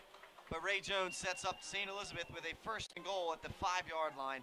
Nice job by Rock finding him in the middle of the field. Yes, good job by Rock finding him in the open field, and then good fight for extra yards. That's the first completed pass here in the second half for either team, and it's a nice 22-yard gain. That's impressive. There it is. Somebody finally pulled the trigger on something. So here we go. 1st and goal for the Vikings in the I formation, 26 and counting here in the third quarter. They give it to Jaden, the tailback, wide open hole, and he challenges Ali and runs him into the end zone for a St. East touchdown. They now take the lead 16-13. 16 seconds to go here in the third quarter, and Jaden brought the boom there and just drove Ali into the end zone on that one. Yes, good job by him. What they say all the time, Jason, low man wins. Yes. And Jaden, already being shorter, got lower than Ali and won that battle. So Millard comes in for the extra point. Take advantage of the field position on that drive. Once again, the short field turns into points. Millard's extra point is good, and I think we're going to get a leaping penalty. Yes. It looked like one of the Mount Pleasant defenders tried to leap up over the line to block that. I think this is going to get declined, and the Vikings will go up 17-13.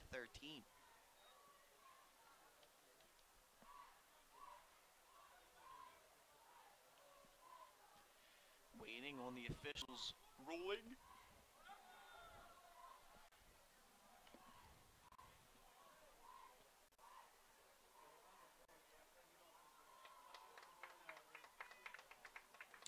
So yeah, there it is. I think they called a personal foul on that, so that's going to get marked off. I think on this the kickoff. Kickoff in high school, they kick off at the 40. So if that's a 15-yard penalty, they'll be kicking off 45-yard line of Mount. Yes.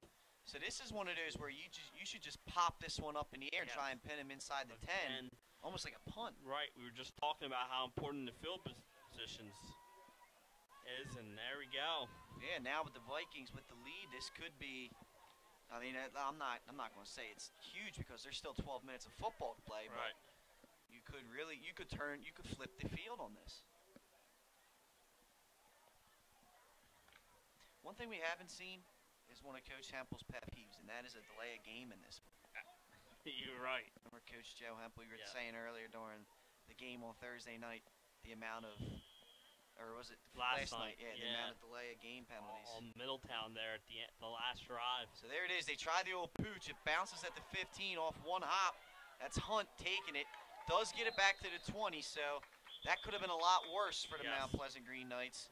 But they get it to the 20, and it looks like Millard is hurt down on the field. You don't want to see that if you're the Vikings. And like you said, it was starting safety. Yeah, and he was made a impressive field goal earlier in this one. 13 ticks to go here in the third quarter. And so we're going to see what the Vikings can do now. They have to replace Millard on defense.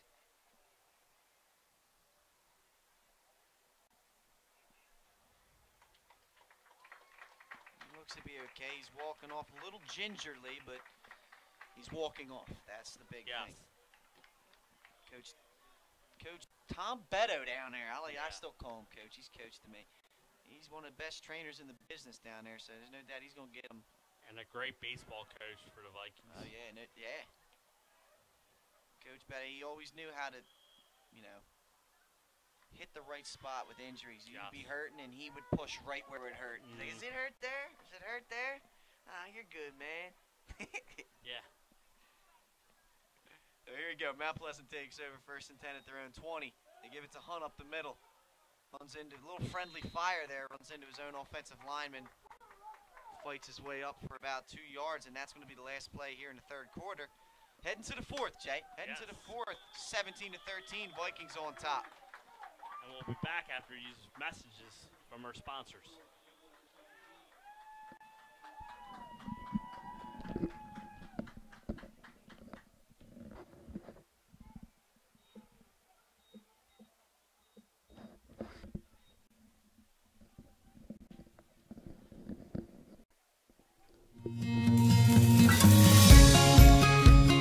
Hi, I'm Scott Kammerer from Solo Concepts. Solo Concepts is an award-winning restaurant group on the culinary coast with 10 locations.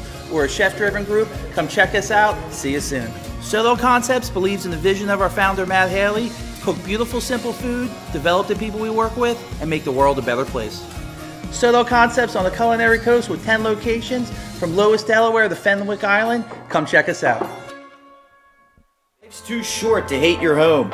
Remodel your home with the pros voted Delaware's #1 home improvement company. Ferris Home Improvements has something for every homeowner at their new showroom on the corner of Kirkwood Highway and Harmony Road in Newark, Delaware. Explore products and layouts with the area's top designers. Touch and feel products that inspire your dream space. Ferris Home Improvements' pride in the details make them the area's best in roofing, windows and doors, siding, decks, kitchens, and bathrooms. Want a professional, no-pressure remodel? Go see the best at the Big Shamrock on Kirkwood Highway. Ferris Home Improvements. Quality workmanship from a neighbor you can trust. Back here at Baynard Stadium, ladies and gentlemen. We're entering the fourth quarter in a pretty good Division II matchup here. Mount Pleasant trailing the home team, St. Elizabeth Vikings, 17-13. And it's been, like we said, a good matchup here, Jason. We're a real competitive football game, and Mount Pleasant deep in their own territory. Another bobbled snap. Wallen picks it up and gets smoked by Ray Jones, and he's slow to get up after that. That was a big hit there by Jones. A little loss on the play. 3rd and 10 now upcoming for the Green Knights, who are in danger of giving up the field position battle right here. Pinned deep in their own zone. And still looking for their first first down here in the second half. Yeah, the Vikings have really done a good job defensively here in the second half. It looks like there's going to be a timeout here by Mount Pleasant. Yeah, and I think this is a good call by the coach. Like I said, they haven't picked up yet a first down here in the second half, and now you're third and long. You want to get everyone on the same page and run a play. Yeah, you're exactly right, Jason. You got it. You make sure you got your best called right here. And yes, there's a lot of time left in the game. Just under 12 minutes, but this is a big play. Yes. I mean, this is a big spot because of the field position flip. Because you're trailing, you want to really try and get this first down to at least flip the field if you can. If not, continue to drive to go down and score. I got a college football score for you. Notre Dame 10, Georgia 3. Let's go Irish, baby. Second quarter. Let's go Irish. Yes. I've been surprised. That's impressive, especially with the way last year, the disaster that last year was. That's impressive. And it looks like they snapped it when a little miscommunication there. Half the line didn't go and weren't expecting the snap. And so they called a timeout to get everyone on the same page. Looks like they were trying to go on 2. The center snapped it on 1, and Wallen took another hit in the backfield. 4th and now 12 for the Green Knights. And they're going to have to punt. Again, another 3 and out for the Vikings. For the Knights. Now it's my turn to screw up team names. It happens, Jay. It happens with us. So far, second half's been dominated by the Vikings. Yes. As they've now taken control of this game 17-13, and they're going to get the ball in really good field position, barring a 70-yard punt here by Small, who gives it his best effort, and they're going to get. Well, that's going to be at least a running into the kicker there. Ray Jones did make contact. Now let's see if it's the personal foul or not. If it's a personal foul, that could be a game changer. Yes. Automatic first down, 15 yards, and gives Mount that shot again.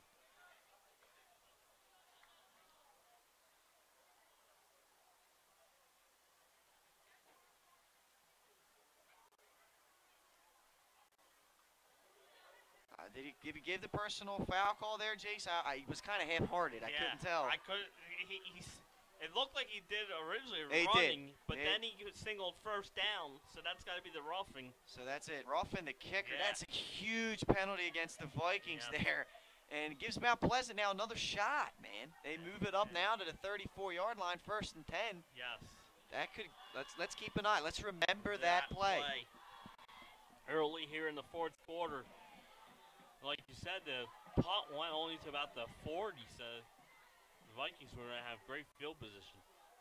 So here we go. Wallen, another chance along with the Mount Pleasant offense to give it to Hunt. Boy, he runs hard. I give him that. Yes. Not much room there, but he runs hard. There's another penalty marker. That could be a late hit against the Vikings. It looked like Hunt was down and made contact, so let's see. Personal foul. That's it. A blow to the head. Late hit. Another 15 yards, and the Vikings shoot themselves in the foot here on defense. That's 30 yards now on penalties, and so take the Green Knights close to midfield, if not over midfield. It's going to put them around the 48-yard line, it should. And Vikings fans displeased, very displeased with that call as we're hearing it now. But Green Knights now, look, they're running to the line. They got some momentum. That's what personal fouls can do that to you. You get all of a sudden, you get 30 yards of penalties instead of being the Vikings ball. Now you're over here, and I think the Vikings might want a timeout here. And they do. They want to talk this over. Coach Wright's going right to the officials' ears, I think. Yes. He wants an explanation, I feel like. That's the way the game's going now, Jason. If, 5, 6, 7 years ago, a play like that, they just would have ignored it. But with all the concussion protocol that's come out and the new safety studies, rules, they're really looking to protect the players. They are. I've seen it a couple times throughout scrimmages and a couple games where it's like hits that were highlight reel plays 10, 15 years ago are now turning into 15-yard penalties. Yes. And you just got to adjust. Got to adjust to the rules. So here we go. New life for the Green Knights. 1st and 10 at their own 49-yard line. Down 17-13. 10:24 left in the 4th quarter.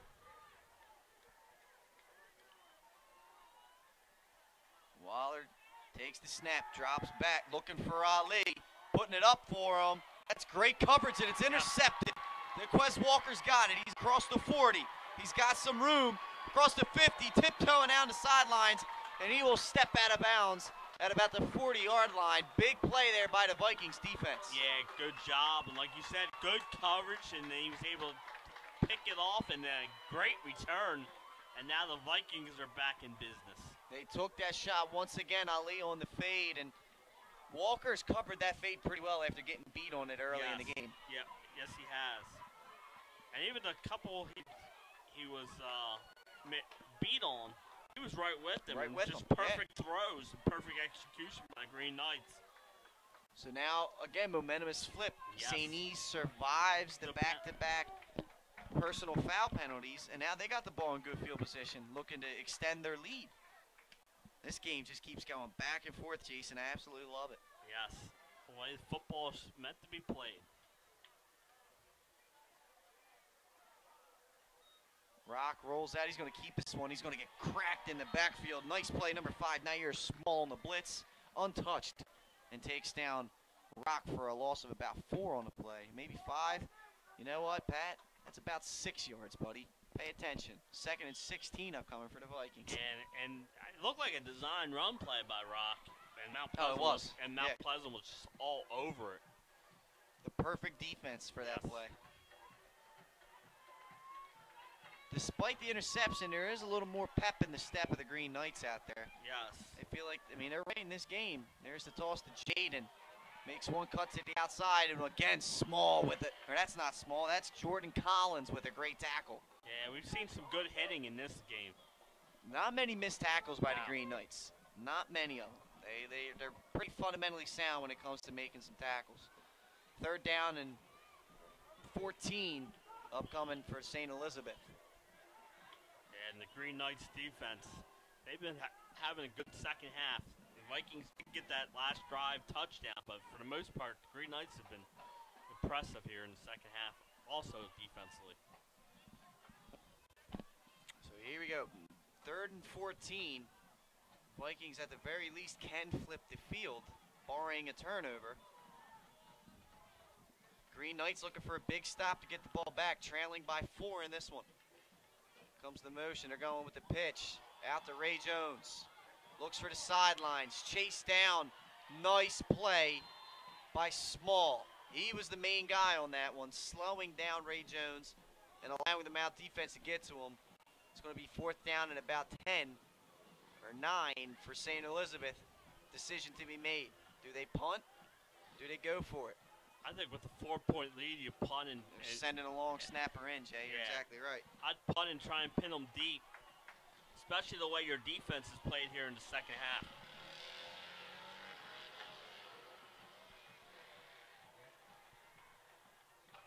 Vincent Smith back deep for the Green Knights. There's a punt by, look out, Sean. Sean Green down there with that big camera. Look out. Connor Rock's going down the football at about the 15-yard line. He's done that pooch punt very well all night. And like you said, it was heading to Sean's living room. He was backing out of there real quick. Yeah. So here we go. The Green Knights now 8:23 remaining, down by 4. Got to put a drive together. From one green to the Green Knights. So let's see what Mount can do.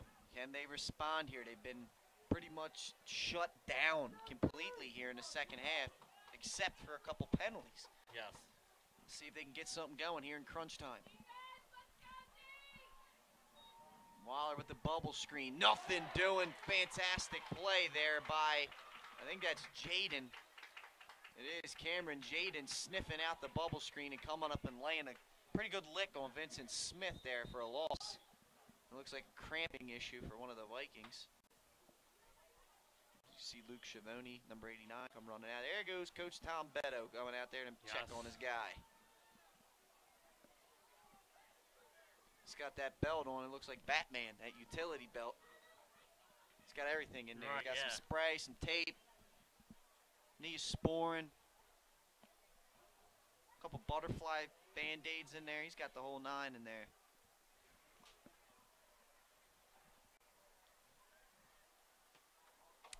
looks like player's up and going to walk that cramp off. Those things hurt, man. I'm not going to lie. And it's kind of shocking. I mean, it's been chilly the past couple of nights, but still, if you don't hydrate right. Yeah, it's all about the hydration, Pat. It is. That's the key. That high quality H2O. Yes. As was quoted there by the water boy, Bobby Boucher. Gotta have a little fun, Jay, you know? Yes, absolutely. Because it has been a fun weekend for us here at 302 Sports. We keep saying it, but you know what? You can't help but keep saying it. No. Here we go. Green Knight's now way back. Inside their own 10 after the loss on the bubble screen. Let's see what Waller and the Green Knights offense can do.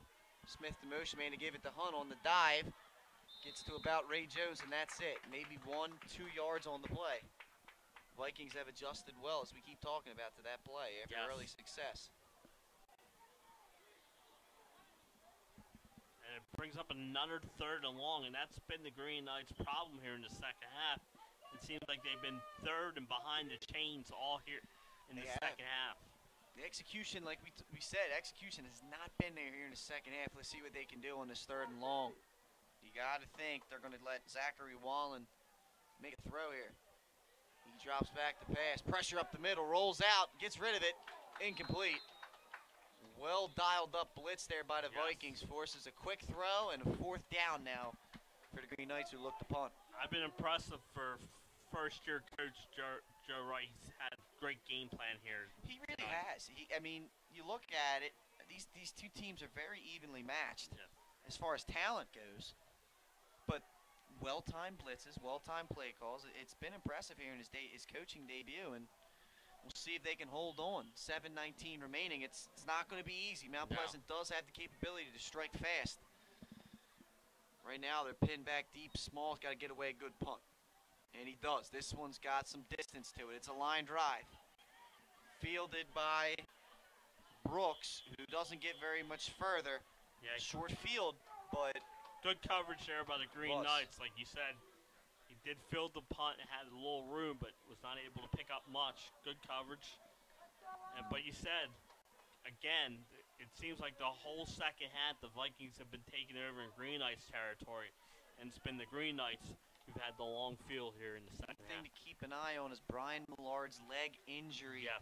This is one of those things where it's a 4-point game. If he's 100% healthy, you can settle for 3, push it to a 7-point lead, force Mount Pleasant to score a touchdown for the tie, not the lead. Yes. But with him on the bench right now, helmet off, looking like he might be unable to kick, forces the Vikings to have to, go in there and try and score a touchdown. Right.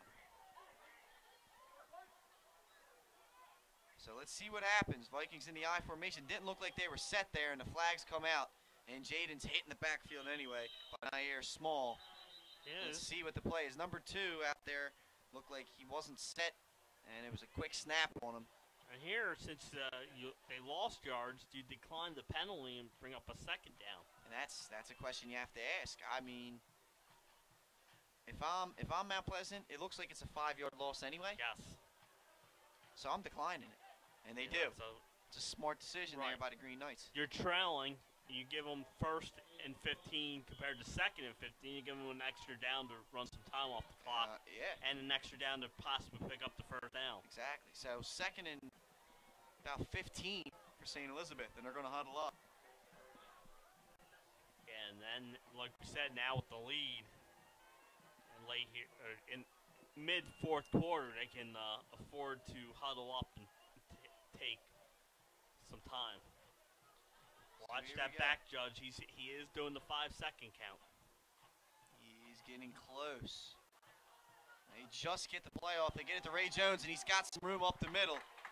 And he gets about 10 yards on the play. Small trips him up. Yes.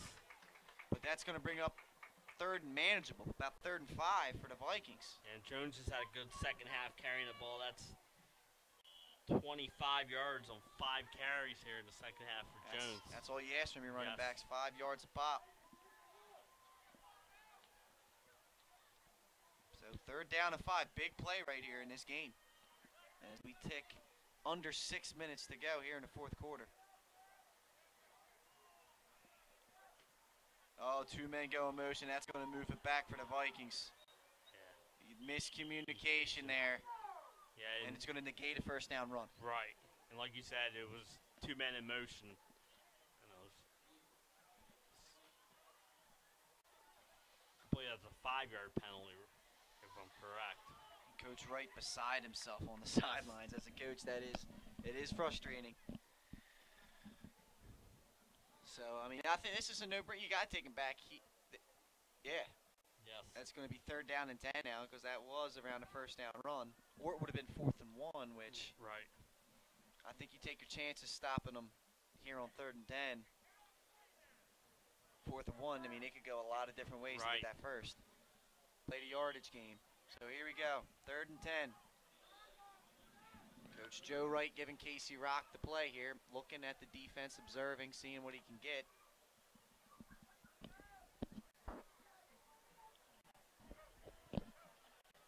Been really impressed with both teams' defenses here in the second half. We tick under 5.5 to play here in the 4th.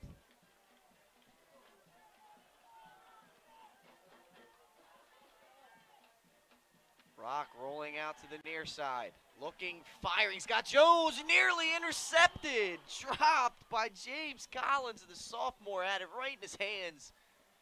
And he just lets it drop. He played what a free safety does there. He read the quarterback's eye and had a beat on the ball. And like you said, unfortunately, was not able to corral it. Oh, that could have been a huge play for the Green Knights because he had a lot of room in front of him to run. Right. And now, you know what Rock's going to do. He's going to punt, and he's going to aim for the sidelines like he's been doing all night. Vikings looking to pin the Green Knights here as we had 5:12 to play to get through the middle. Yes. And it's partially blocked. So they won't get the pin in. So it's manageable field position here for the Green Knights. That was Nair Small coming through there and getting a piece of that one. And looks like only a 9 or 10 yard punt. So they're at the 25-yard line. That's like a touchback. Mm-hmm. And a victory for Mount Pleasant again on that drive because St. E's was deep in the territory. Was not able to convert a first down. Couple penalties in that drive derailed the Vikings. 5:04 remaining for the Green Knights. 75 yards away from a lead. And the Green Knights are still looking for their first down in the second half here. The Vikings defense has done a great job, but they still have 5 minutes to go to hold them. The Green Knights. Waller back to pass. They're setting up the screen, and he's hit. That's a fumble. That ball is loose. They're going to call that a fumble. And the nightmare half continues for Mount Pleasant as St. E's picks up the fumble there on the sack. And they're going to take over inside their own 20 here. Yes. As we get under 5 minutes to play, another big potential game-changing play in this one. We've had a lot of them. This one looms to be the largest right now. 1st and 10 at the 14 for St. Elizabeth. Chance to put this one away. Well, I shouldn't say that because I've seen crazier things happen, but push it to a 2-possession game.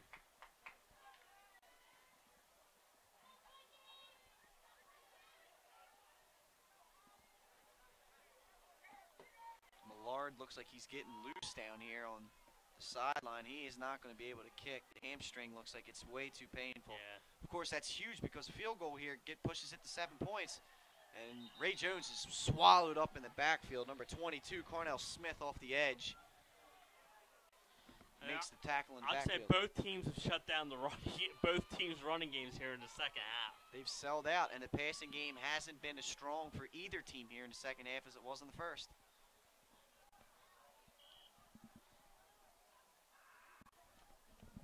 Seen a bunch of negative runs here, but both teams here in the second half.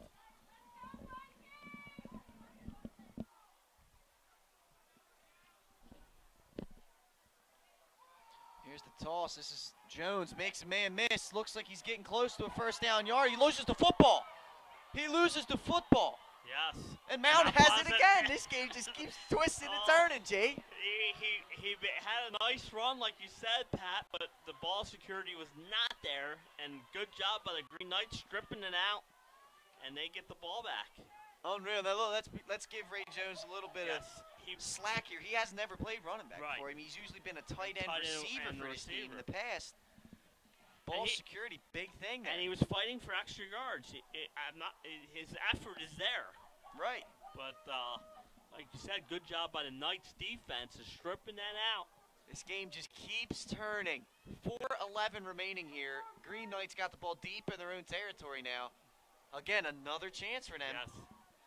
And we saw in the first half, they complete a couple of those long passes. There's still plenty of time left.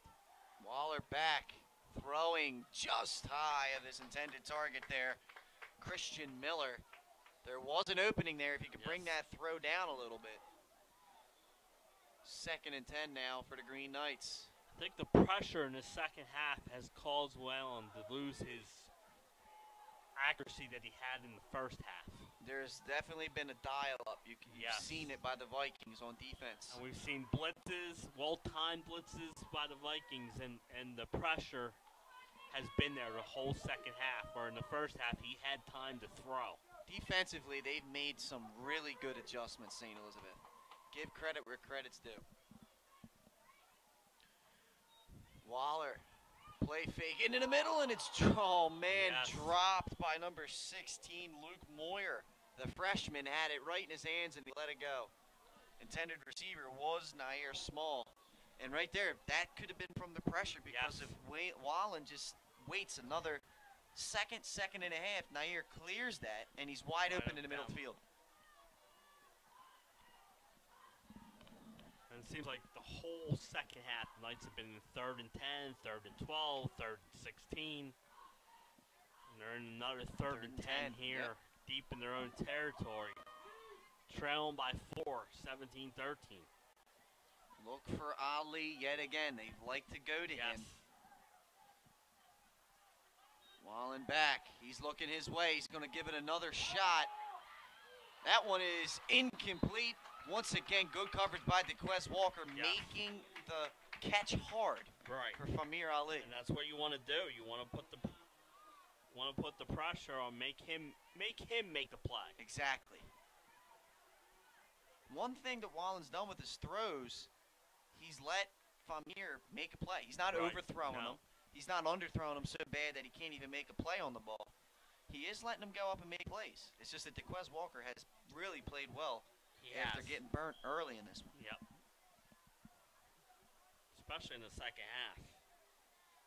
They've locked all windows and doors, Sainties. Yes, they have. So here comes the punt, once again from Small. This one could be big, as this one is booted deep. Caught at the 40-yard line. So that's about a 45-yard punt right there. Yeah, good job by him getting it out there. And the way the Knights defense played in the second half, they can hold them here. And 3:50 to go. They didn't take a lot of time off in that possession with all the passes. Let's see. I believe they have 2 timeouts remaining here in the second half. They used one on a 4th down play, or 3rd down play earlier in this half. You can see Millard is just in pain down here on the sideline, so he's definitely done for the day, or for the night. No field goal coming here from the Vikings. Touchdown or bust for them. Ball security. Let's see what happens on this possession for St. Elizabeth. They give it to Jones. Right back to him. 2 hands are on the ball. He's at the 35, and he's swallowed up by the Green Knight defense. Small continues to drive him into the ground after the whistle, but it's tough to hear that whistle when you're playing the game of football. That's not something. I'm glad it didn't blow anything on that. 2nd down and 7 for the Vikings, and it looks like there's a timeout on the field coming from Mount Pleasant.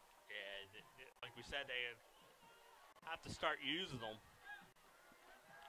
I mean, you give Sainties credit on that. You got to try and get a call when you can, but that was not a late. There was no way that was a late hit. Good job of gang tackling there by Mount Pleasant. Without a doubt, and again, you never know what could happen here. 3:37 to go, and we've seen this game's had a lot of changes of direction, especially late in this game. The young Vikings trying to secure a win, and Mount Pleasant, of course, coming back down to Division II, trying to open up with a win on the road before 3-0. The Vikings have a bunch of new opponents on their schedule this year. Academy and New Church. Delmar's back on the schedule this year after a couple years off. Yes, they are. Yeah, and Delmar, I mean, of course, always a great program down there at Delmar. They play the game the right way. Even if they don't have the talent that they have in some years, just the system that they run. I mean, those players know what they're doing down there. So we're about to return to play here. 2nd and 8 upcoming for St. Elizabeth. 3:37 to go in the game. Rock gives it off to Jones. He's got some room to run. Nice tackle again from Amir Ali. Taking the legs out of Ray Jones. He's close to the first down marker. It's going to depend on the spot. He's down at about the 29, 28-yard line. And they're going to stop the clock and give a measurement here. I think you have to measure that. That is really close. 3:17 to go here in the fourth. Or is it a timeout? Timeout Mount Pleasant. Mount Pleasant calls a timeout. So I guess it is.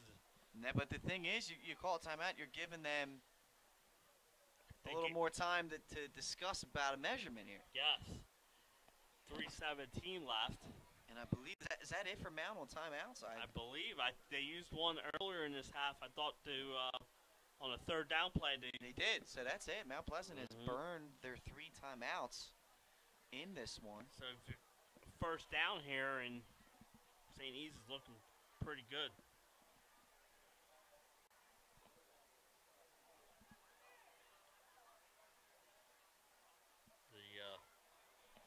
The Vikings have played so good here in the second half. Mount Pleasant's only 2 first downs here in the second half by penalties, Pat. Yeah, and they were back-to-back. Yes. They were back-to-back personal fouls. Roughing the punter and the late hit. So here they go. The officials officially call timeout here. I think they're going to give a measurement. Yeah, like you said, the timeout. Let the refs look at it again. They're going to take a measurement. Here they come. This could be big right here. First down with no timeouts left for Mount Pleasant will give St. E's a big-time advantage about potentially closing this one out. Of course, it all depends on ball security, but let's see. They got it. Yeah, they got it. First down, St. E's. That could be big.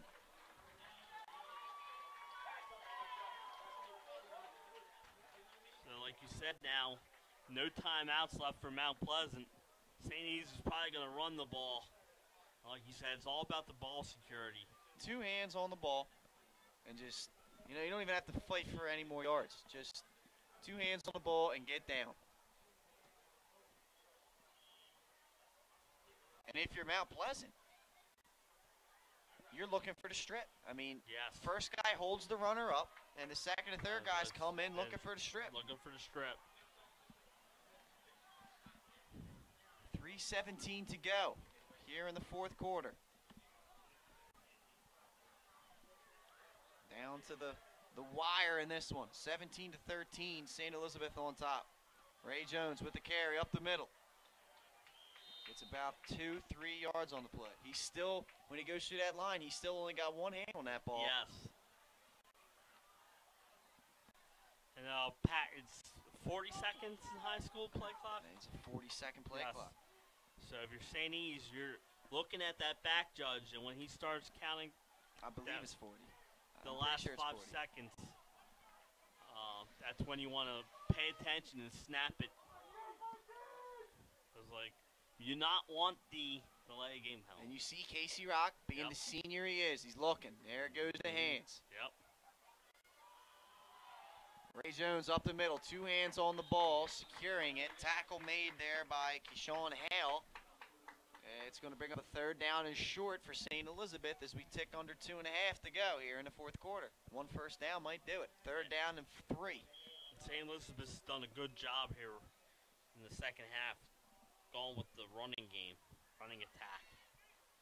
They have. I mean, they've milked the clock offensively. They executed on a short field to score their touchdown, and then defensively they've been outstanding second half.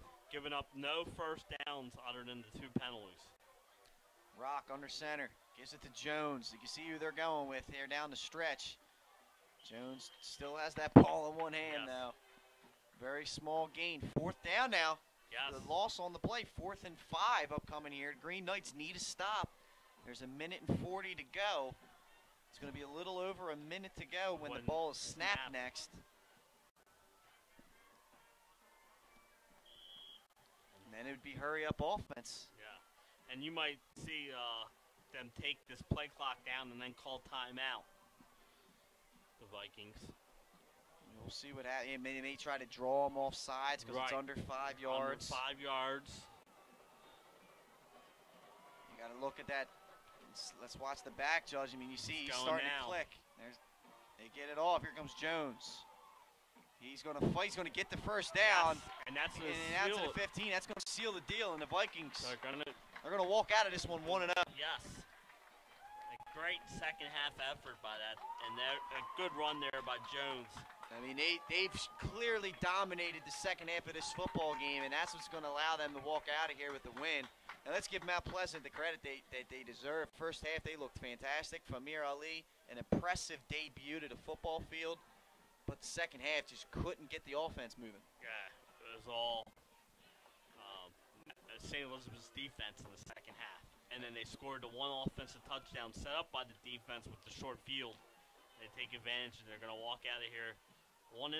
One thing you've seen is 2 very competitive defenses in this one, and there's a penalty. This might be delay of game. It is. But both defenses, I come away impressed with both defenses and potential on the offensive side. You saw it in the first half. The Vikings are here on Friday night against Laurel, another team that's tough in Division II. Yes. Just outside the top 10 right now. And then Mount's at home. And Mount's home against Dickinson. That's it, Dickinson. So Mountain looking to bounce back with a 1-0 Dickinson team. And then, of course, the Laurel-St. Elizabeth matchup. That's what's next for these 2 teams. For this one, though, I think it's going to be wrapped up. There's just under 20 seconds. I don't think they're going to allow another play. They will not have to snap it again. And this has got to feel good for Coach Joe Wright. In his first game as a head coach, he's going to walk out of here with a victory. That's it, Coach Joe Wright now 1-0. Yes. 1-0 in the record book for him. Vikings come out victorious in 2017 opener.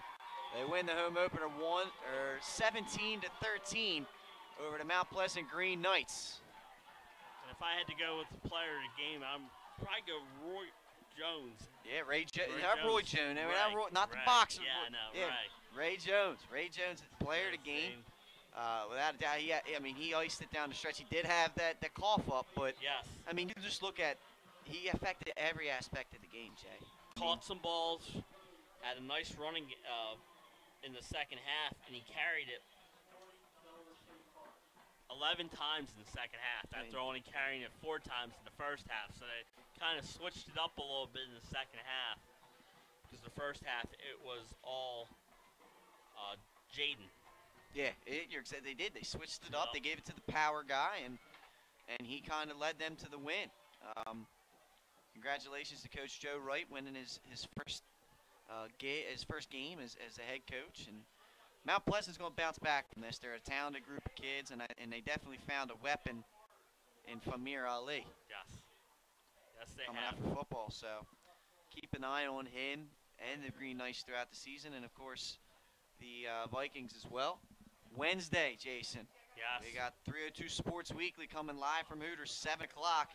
A lot of good special guests this week, too. We got the Canal Girls Little League softball team coming down. William Penn coach. Yeah, Coach Marvin Dooley, and one of the players.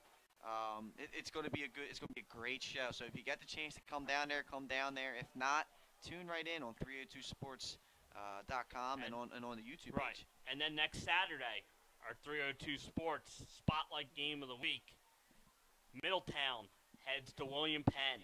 That's another top 5 matchup. 1 p.m. And that's going to be another top 5 matchup, like Pat said, and a good spotlight game for the 302 crew next week. So plenty going on throughout the week here on 302sports.com. So make sure to tune in and check us all out. Check the schedule online because we're going to try and get some volleyball and maybe some field hockey this week too. So check it all out. And again, tune in Wednesday night, 7 o'clock at Hooters or on 302sports.com. We're going to be breaking down. There's going to be some shifts in the top 10s throughout the various sports in the fall. Also looking for players of the week and plays of the week. Yeah, so. five plays of the week and player of the week. So good stuff for 302 Sports coming up this week. So that's it for Baynard Stadium here. 17-13 your final. St. Elizabeth with the win. We'll see you on Wednesday. You know what Rock's going to do? He's going to punt and he's going to aim for the sidelines like he's been doing all night. Vikings looking to pin the Green Knights here as we at 5:12 to play to get through the middle. Yeah.